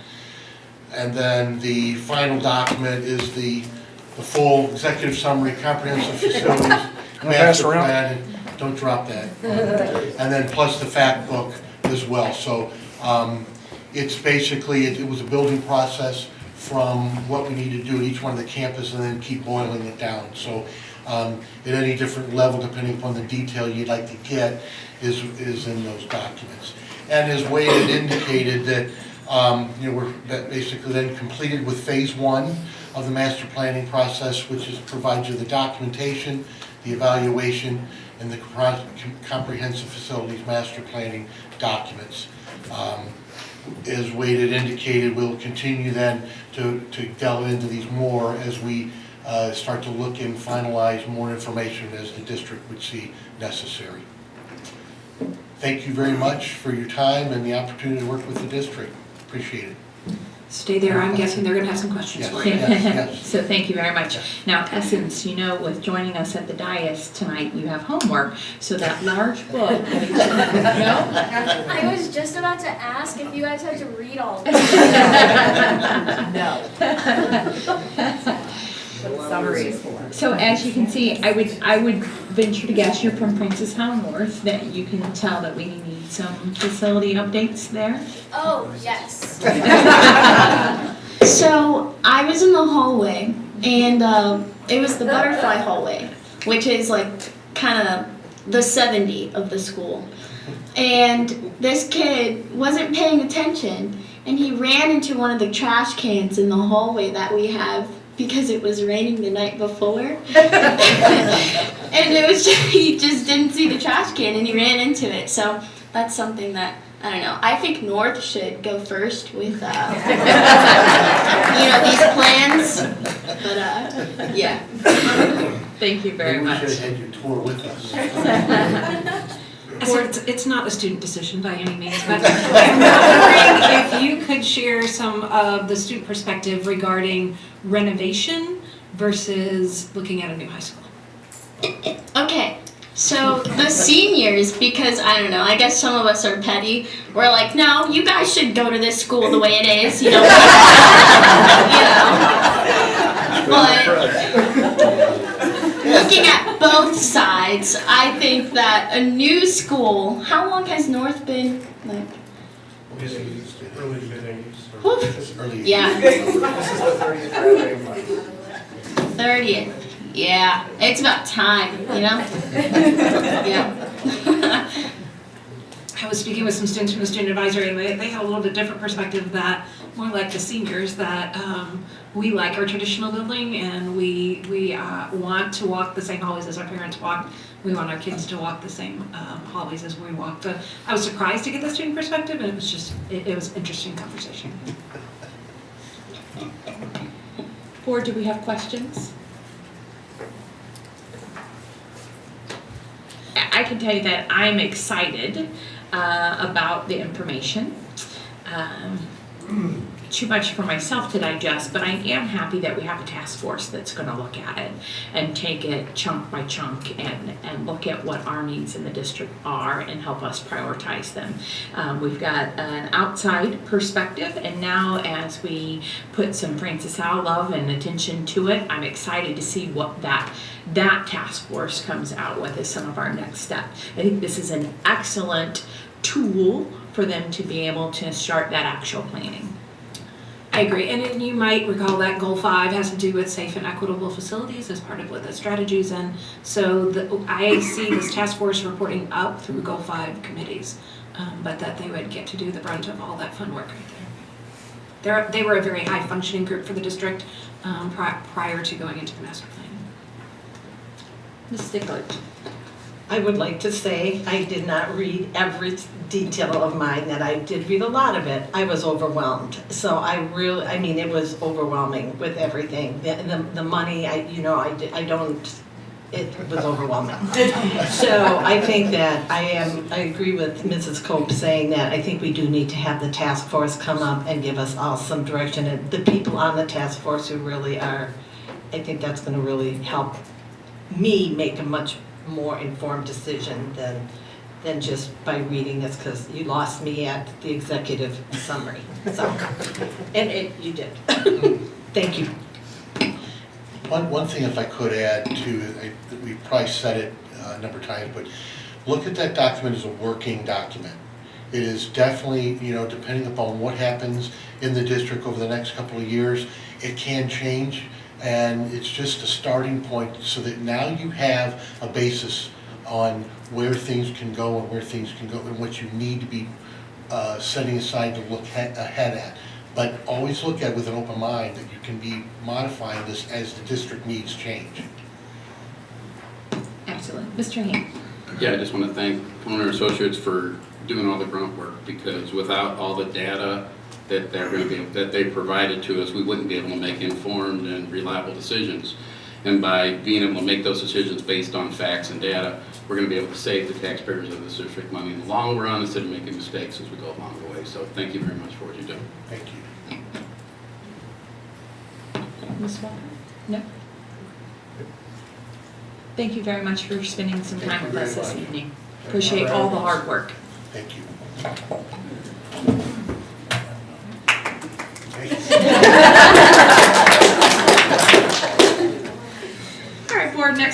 agenda is fiscal responsibility. I would entertain a motion to approve the purchases over $7,500 as presented. So moved. Second.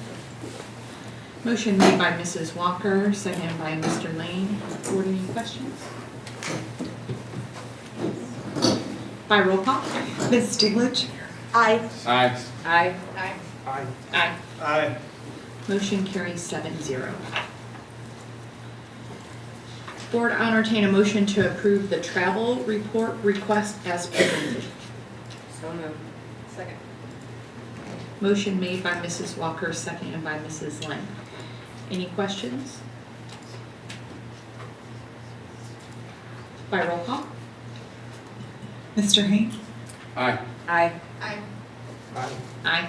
Abstain. Abstain. Motion carries 5-0-2. And just for public comment, that is because Mr. Lang and Mrs. Stiglich are on the travel report. Next on our agenda, I will entertain a motion to approve the addition of 2 non-certified positions for the necessary implementation of in-house transportation services as presented. So moved. Second. Motion made by Mr. Lane, seconded by Mrs. Lang. Mrs. Simkins? Thank you. In anticipation of bringing the transportation operation in-house, we know that we will have some hiring to do and some new people to pay as part of our system. And so with the addition of over 200 new staff members, we would like the opportunity to add a human resources associate and a payroll clerk to the administration building so that those folks can begin to become trained in our internal systems now and be ready when we begin the process of bringing on bus drivers and so forth as early as February or March as we prepare for our timeline. So these folks will definitely be cross-trained in some other areas in the district, but their focus will be doing that onboarding and that paperwork for hiring, status changes, resignations, terminations, and payroll of our transportation staff. Thank you very much. Board, any questions? By roll call. Ms. Walker? Aye. Aye. Aye. Aye. Aye. Aye. Aye. Motion carries 7-0. Board, I'll entertain a motion to approve the November 2018 financial statements as presented. So moved. Second. Motion made by Mr. Lang, seconded by Mrs. Walker. Mr. Supple, anything to add? Yes, thanks, Mrs. Cope. You heard a little bit about this in the MSBA report, but I just wanted to point out that Missouri revenue is significantly lagging behind last year. So as of the end of November, which incorporated the October collections, the state was about $110 million, or 6.1% behind where the collections were last year. There are a couple of reasons that are given for that. One is that apparently there's been a miscalculation of the federal deduction related to Missouri taxes that's gone undetected for a number of years, and that was discovered, and so they believe that that's contributing a little bit to this issue. So don't be surprised if you go to file your taxes in April and it comes out significantly different than what you had anticipated.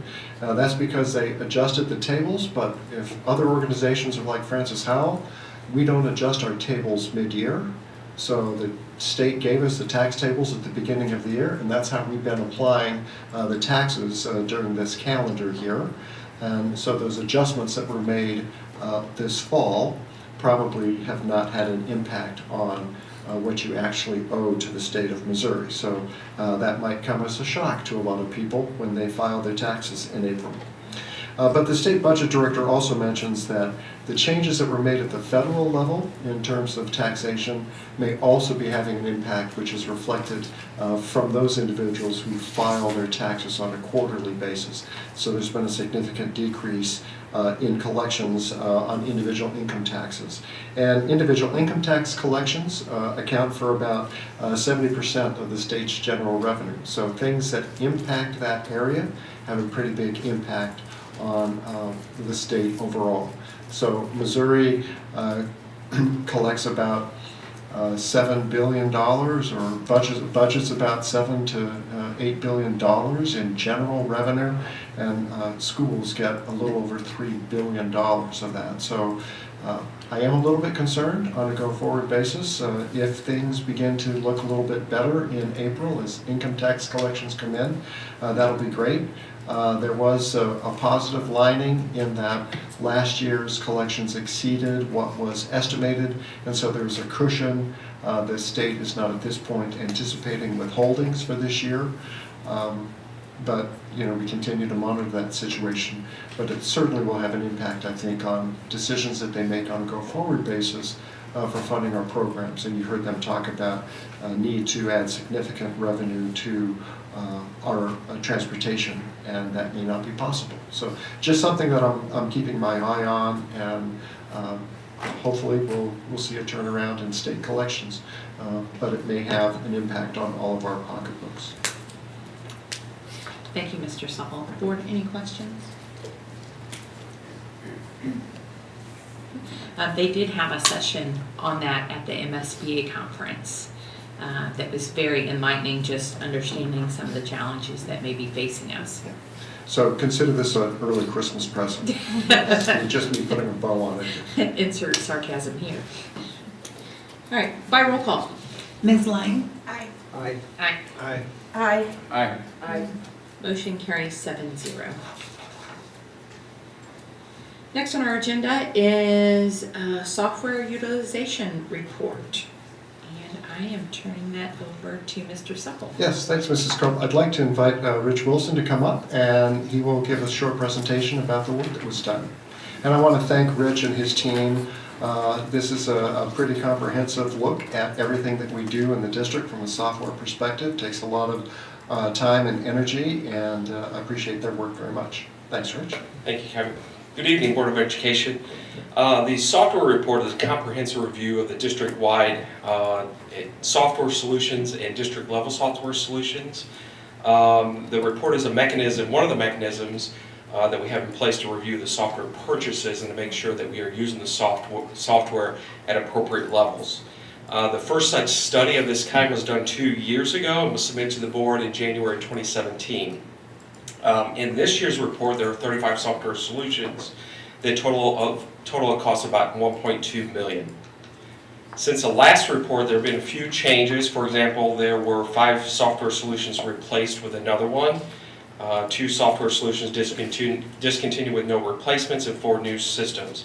If you look at those changes, there was just a difference of a little over $1,000. But if you look at the report from 2 years ago to this one, the total cost of the software packages in both reports, there was an increase of a little over 2.6%.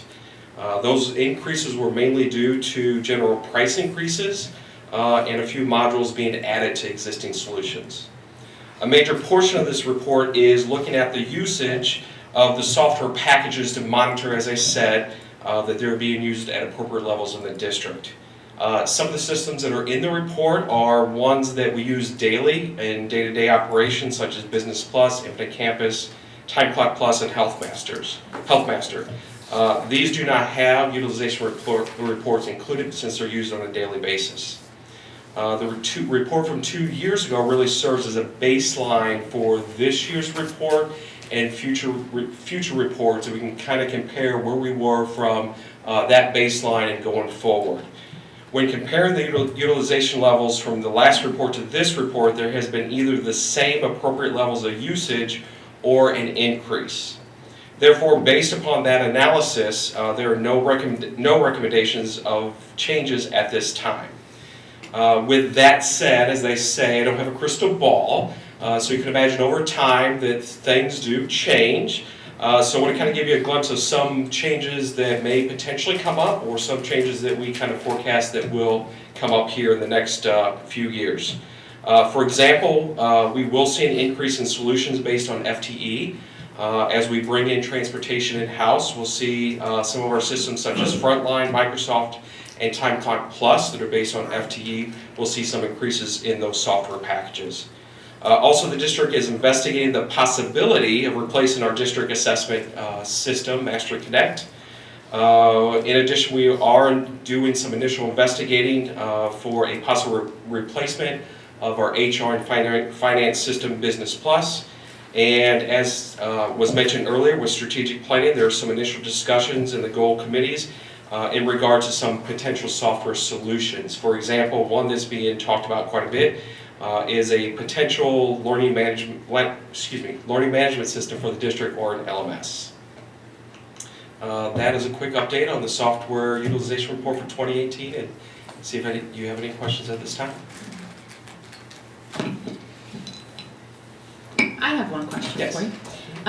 Is there, so with having 35 different software products, is Yes. there any that do the same job in the district? So use an example, the elementary schools, that a group of elementary schools use one product and a different group of elementary schools use a different product.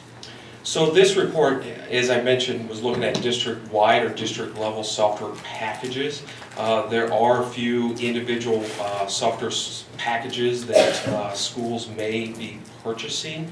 Pretty much, the ones that are used or embedded in the curriculum or are viewed to have benefits across the district. Usually we look at that and have that as a software solution across the district, across, for example, like Learning A to Z is a package we have throughout our elementary schools. So there are a few individual software packages here and there, but I don't believe that there's any bleed over from those individual ones with the software solutions we have at the district level.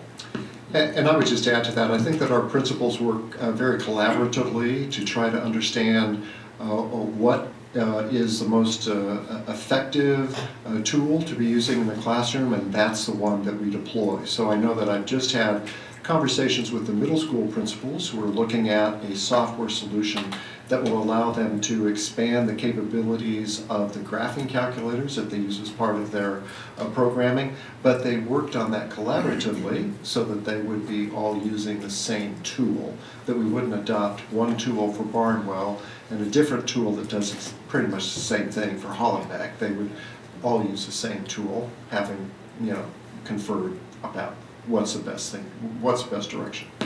Okay, thank you. Mr. Hain? Yeah, I guess a quick question I have is, this was based on keystrokes or actual usage. Do we also survey our staff members to see if they believe the quality or the amount of information they're getting from the programs is beneficial, or is that a totally different survey? For this particular report, the staff is not surveyed in a formal manner. I know that with some of the solutions, I've had some conversations with either content level or content leaders or district level folks or some of the principals, just to kind of gauge from kind of anecdotal data, to kind of keep in touch with them about it, but there's no survey data per se in this report. I would just add that maybe we need to look at that, but two things I would say is, one, we hear anecdotally when something's not going well. So one of the charges this year is to review and find a substitute for Master Connect. So that would be something that has been brewing, and we've been having conversation and seeking input about. I would say that would be one thing. And the other thing is, we know that our staff is very good at bringing proposals forward in regards to software subscriptions, and so either through the curriculum writing process or through their PLCs, we certainly hear from them regarding products that they would like to have as they learn about them. Walker? I just want to say it's really great to have the utilization information. That was one of the things when I joined the board that we didn't really have. We knew we had all these software systems, but we didn't know who was using them, how many folks were using them. So I think over the last 2 years, you guys have done a fantastic job kind of reining all that in and putting in a format that we can actually use. Thank you. Great, thank you very much. Really appreciate the time. Thank you. All right, board, next on our agenda is strategic planning. We have a large number of policies up for first reading, so please make sure you have given those some attention.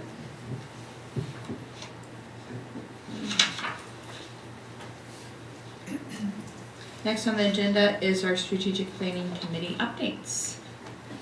Dr. Hogan? Thank you. He's looking at me like, I'll take that, Mrs. Coe. I will be happy to talk about Goal 1 progress for you tonight. I'm honored to lead this out along with Dr. Lammers.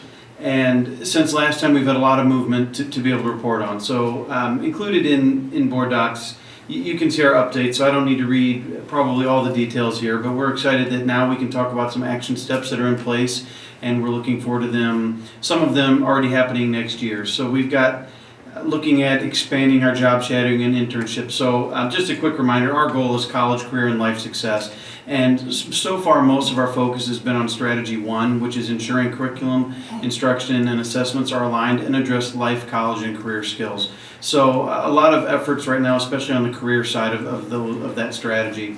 So expanding our job and shadowing internships, job shadowing and internships for next year, moving to a district-wide college fair to get all of our kids access to a college fair. County-wide, this is not just us, but working with some other districts in the area on a career fair. Mentors for College is a free program we're able to bring in and help our kids navigate that process of applying for and getting into college. CTE certification, just looking for, that's just the beginning of a certification conversation for some of our students to be able to leave high school with some certifications. Also, in the celebration area, we've got some things that might be in place for next year. We're working towards that, and if not, we'll keep working so that when they are ready, we're ready to roll them out. One of those is looking at career inventory and college planner. So that's another piece of software that we would expose all high school students to be able to really help them identify appropriate careers and colleges, if that's the path, the colleges that are appropriate and things like that. The other one is an early college program. We've spent some time with St. Charles Community College and looking for options to give our students access to, mostly it starts with the conversation about the Core 42, which are credits that are guaranteed to transfer to all public colleges in Missouri, and how many of those credits we might be able to help our students get during high school, which then expands to a conversation about potentially getting an associate's degree before you graduate from high school. There's a lot of work to go in there. We could roll out some early stages of that for next year, but as we continue to build the comprehensive program there, and I'll talk just a tiny bit more about that here in just a minute. And then the rest of our actions that we're looking at right now are going to require a little more work. So next year we might be looking at addressing things through curricular changes that impact some of the action steps we're talking about. And so we're right now really doing, clarifying our key performance indicators and turning those into action steps. Looking forward to a full day standing committee meeting for all of our goal areas in January, where we really look forward to rolling out a lot more of our action steps and putting clarity around those. The last piece I'll touch on here is starting to round into shape is some of our costs that might be coming as we talk about a college, a career inventory and college planner. That's software probably in the range of $20,000 a year, so we need to look at how the benefits we'll get from that and how that'll impact our goal going forward. The early college program, we've got 2 neighboring districts in stark contrast to each other. One is paying for it entirely for their students. The other is asking the students to pay for it. And we could land on either end of that or anywhere in between, whatever makes sense for both us and for our students. So that's, if we were to pay for it entirely, we're talking about roughly $2,000 a year per student, so $3,000 or $4,000 per student who gets enrolled in that program. Would likely start with a small number of students, but that's something we need to consider as a district, is where we're willing to go on that. So as we're developing these action steps, trying to keep an eye on what cost impacts we're going to see as we move forward. Any questions I can answer for Goal 1?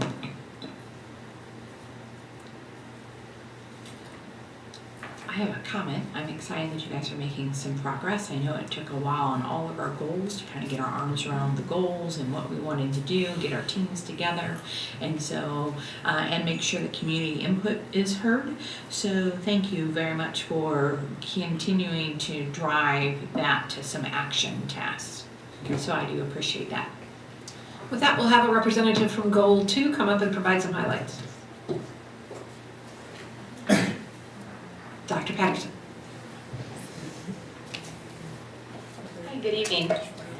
Board, Dr. Hendricks-Harris, Executive Cabinet, thank you. I'm excited to talk to you about Goal 2. and that is our engaging learning environments goal. And we also have been doing some exciting work, and we have had 2 advisory meetings and 2 standing committee meetings, and those have all been very well attended. Through that work, we have landed on 5 priorities in each of the 2 strategies. Some of the goals are taking one strategy at a time, and because our strategies are pretty divergent, technology and social emotional supports, we each decided we'd start working on the strategies. So, but collectively, with lots of voices being heard, we have come up with 5 priorities, and you have the update on board docs, but I'll just share those for everyone. In strategy 1, which is providing a system of support, including intervention and enrichments to meet the social, emotional, and physical needs of all students. Those priorities are to become culturally responsive by treating everyone with dignity. We know that we'll need some curriculum revisions through that process. We're going to focus on social emotional learning skills and emotional intelligence. We know that that's important for our students when they leave to be employable. Their emotional intelligence is as much a factor in their success in their careers as their academic skills. A priority is interventions for those students who need additional supports in those areas. Restorative practices came through as a priority for strategy 1, and staff professional development. So we know that we're in our infancy in becoming culturally responsive in the area of curriculum and also in restorative practices. And so we're going to need staff professional development in that area. So making that a priority was important to the group. And as far as strategy 2 is concerned, that is to increase the accessibility and effective use of technology to enhance both teaching and learning. And the 5 priorities in that area were digital citizenship and the 4 C's, to have a learning management system, an LMS, and that will help with our family access, as well as provide students the opportunity to use a platform before going on to post-secondary work. We know that there needs to be some course and level expectations set for technology integration. So at kindergarten, this is the expectation, 1st grade, and we haven't defined those things yet. And so we'll need to spend some time doing that. And a priority that came through for strategy 2 as well was staff professional development. Some barriers that came up and that we put in the report, just that we know we need to be cognizant about, are, as always, just funding, and I think for us to thinking about the pace of change. Because there's a lot going on with our staff and curriculum, and to do things well, we need not for any of this to feel like too much or one more thing. And so being really cognizant of the pace of change is going to be important as we work through these goals. For us, some of the next steps, that full day work day will be good. We talked with our standing committee, and everyone is planning on attending, so we feel like we'll get a lot accomplished that day. In our last advisory meeting, we came up with, we drafted some preliminary KPIs, and the whole committee provided input on those things that they felt like most represented the priority work, and now we need to refine those. So we'll spend some time doing that. We'd also like to spend time together that day in January coming up with some solid action steps, and then possibly forming some action teams. In the report, I put a lot of the celebrations. I do feel like, while it does feel like this work is slow, that core strategic planning group that met last year,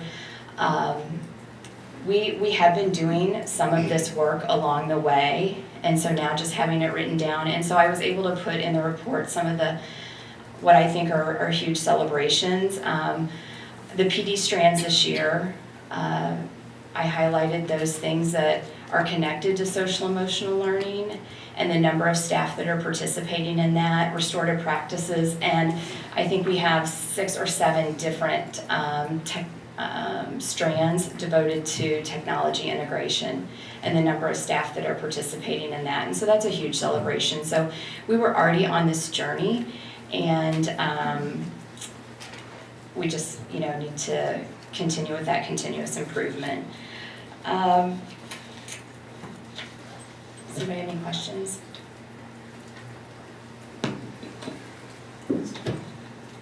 No, I think it's a great report. Awesome. Very inclusive. Thank you Thanks. very much. I would just like to say a couple things about strategic planning. You heard both Goal 1 and Goal 2 talk about a full day of work that we have ahead of us in January. So in order to expedite the strategic planning work, we are inviting the standing committees to come in for a full day. So our groups are meeting an hour or 2 a month, and in order to expedite that work, we felt like we need to bring them in for a day. So we're excited about that day, and in addition to letting those groups do that work, it'll give us an opportunity to look at what each goal area is doing, where the overlap is, as Dr. Patterson mentioned, the pace of change, and to kind of make sure that our goals are working interdependently across the district. And to that point, we also have met with the goal champions and all of full cabinet for a half a day to talk about the work in each goal area, just so that the people who are leading the work understand the amount of priorities that we have, where each goal area is going, and just again have that collaboration and interdependency. So it's starting to come together and come along. As Ms. Cope said, we're starting to get some steam and get some action steps going. So fun times in strategic planning. Great. Thank you very much for the report out. Would you like to continue? Next on the agenda is superintendent comments. I would love to continue. Francis Howell has been honored by the College Board with a placement on the 9th Annual AP District Honor Roll. FHSD is one of only 5 districts in Missouri and one of only 363 in North America to achieve this distinction. To be included in the 9th Annual Honor Roll, the district had to increase the number of students participating in AP while also maintaining or increasing the percentage of students earning scores of 3 or higher on the AP exam. FHSD is also proud to announce that 6 teachers in the district have earned or renewed their national board certification, the highest credential in the teaching profession. Francis Howell now has 59 teachers who have achieved this distinction. For the 13th consecutive year, Francis Howell has won the Meritorious Budget Award from the Association of School Business Officials International. The award is conferred only to school districts whose budgets are found to meet or exceed the program's stringent criteria after a rigorous review by independent evaluators. The St. Louis Post-Dispatch has announced Francis Howell as the best public school district in St. Charles County. Winners were selected by Reader's Choice for the Best of St. Charles publication. Francis Howell High School students on the Ravens robotic team work together to build robots to compete in an annual challenge, but one of the biggest challenges every year is securing funding. The Monsanto Fund, a philanthropic arm of Bayer, recently awarded a one-time $5,000 grant to Raven Robotics to support their robotic activities. A special Santa visit visited the Deaf and Hard of Hearing program at Becky David last week. The students were ecstatic when the jolly fellow began using American Sign Language when asked them what they wanted for Christmas. Old St. Nick looks amazingly like our very own Mark Delaney.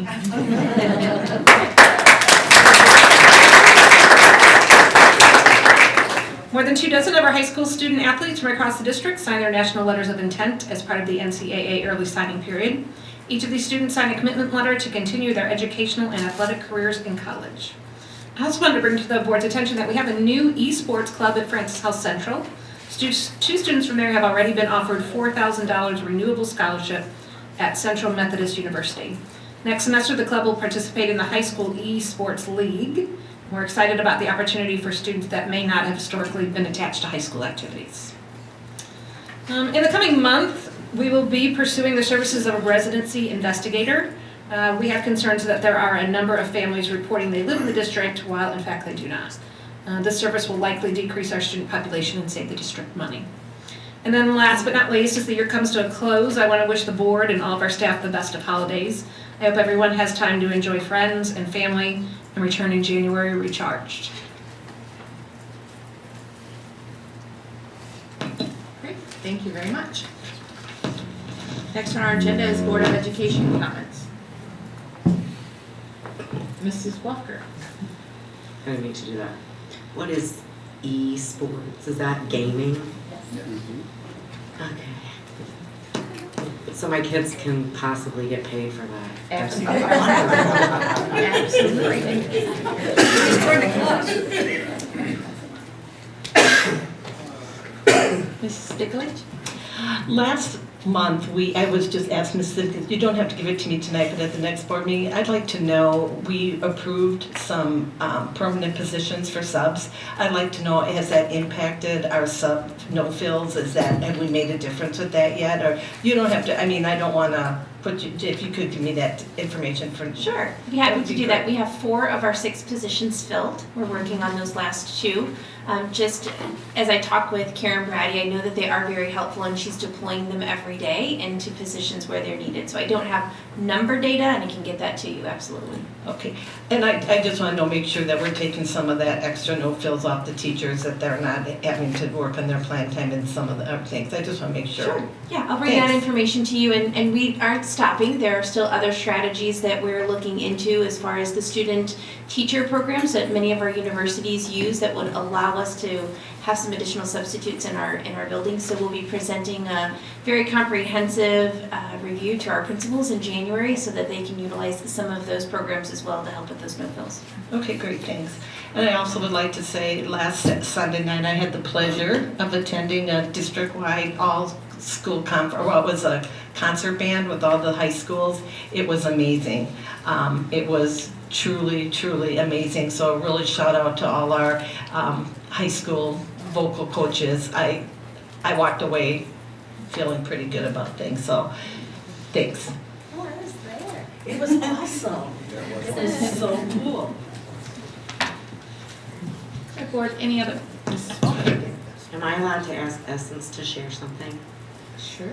There was an amazing program that I got to attend at Hall North with a lot of different cultures and dancing and food. Would you like to share a little bit about what that is? I think you're involved with student council and that's who put that on, right? Well, I was not exactly there. I was in the building because there was also like 2 other things I had to be at. but do you know, well, Brendan Gannon, who is our student camp council president, he said that it went really well, and so yeah, it was really good. It was really good. Put the poor girl on the spotlight. It's okay. She's good enough. She can handle it. Mr. Hain? Yeah, I just wanted to, I had the opportunity to attend that concert with the St. Charles County Youth Orchestra, and then all of our choirs participated in that, and it was amazing. It was. It was amazing. So just kudos to everybody that participated in that. It was awesome. And then last but not least, I just want to tell everybody Merry Christmas and Happy New Year. Okay, any other board comments? Okay. Next on our agenda is any special requests from the Board of Education.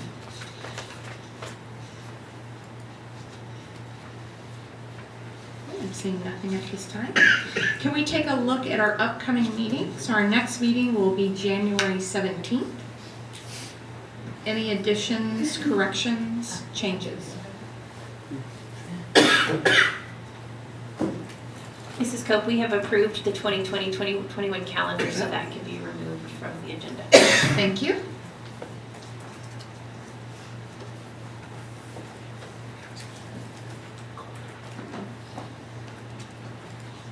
All right, anything else on that calendar date at this time? Great. Board, if you notice, for February 7th, we are going to be hosting a special joint board meeting with Orchard Farm, City of St. Charles School District, Francis Howell, and the City St. Charles City Council. We will have networking starting at 6:30, an open session at 7, and we will be hosting that. The location is here in the boardroom. Yes? Can I speak to that for a moment? Please. So I know that many of you have attended in the past, and it's our year to host, we're happy to do that. But I just wanted to check because I had heard from some board members last time that maybe it wasn't the best use of their time. And so we will plan on moving forward, but if you have different thoughts about not having that meeting, you can let us know. Anyone? Wasn't it the city of St. Charles that wanted to start this collaboration between the districts and the city? Yes. Is that where it started? Yes. And With what's St. the Charles District. purpose? What's the purpose? Because I was at that last meeting and there didn't seem a lot of purpose. I do think sharing of information and looking for collaborative projects. I'm not sure we've always hit those outcomes, but I think those were the intended outcomes. We're open to do whatever the board would like. This really is a board decision. And is this our opportunity, so with an agenda and an open session at 7, and we're hosting, so we would be creating the agenda? We collaboratively create the agenda. Okay. And has that begun yet? No. So there's an opportunity for input. Sure. To ensure that it is meeting some of the goals that we would have in mind. Okay. I have faith you'll make it very productive for us. Thank you. Hey, now. I think that's part of for us.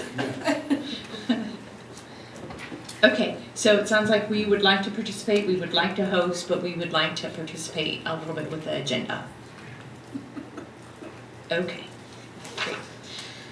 After that, our next meeting is scheduled for February 21st, so if you could take a look at that agenda. Any additions there?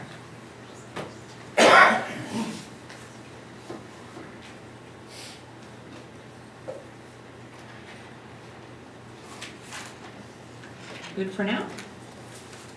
Okay. All right, with that said, Essence, I really appreciate you being with us this evening. Do you have any closing comments you would like to share? Sure. Really quick though, because it's past my bedtime. But, okay, so if I were to have an assistant coach and a head coach, and my assistant coach gave me feedback, I would take that feedback, but it would be a lot different coming from my head coach. And so I really appreciate the fact that you guys recognize students from all 3 of our schools, and they come here, including me, and get to be recognized by you guys. I mean, it's awesome being recognized, by mom, dad, that's pretty cool. But I don't know, just being recognized by board members is pretty cool. I get to sit in this cool chair. But yeah, it's been a really cool experience, and I'm glad that I got to see this process. It's very long. Very long. It continues after this. We're not finished. We're going to let you go, but we're not And that's all. So how does it compare to what you expected versus what it is, other than long? Well, from board movies or board meetings in the movies, they're a lot different than what I expected. I don't know. I knew it was going to be long. She left out and boring. I mean, it's for my first time, it's not that boring because I'm actually really intrigued and interested in some of the topics, except for software and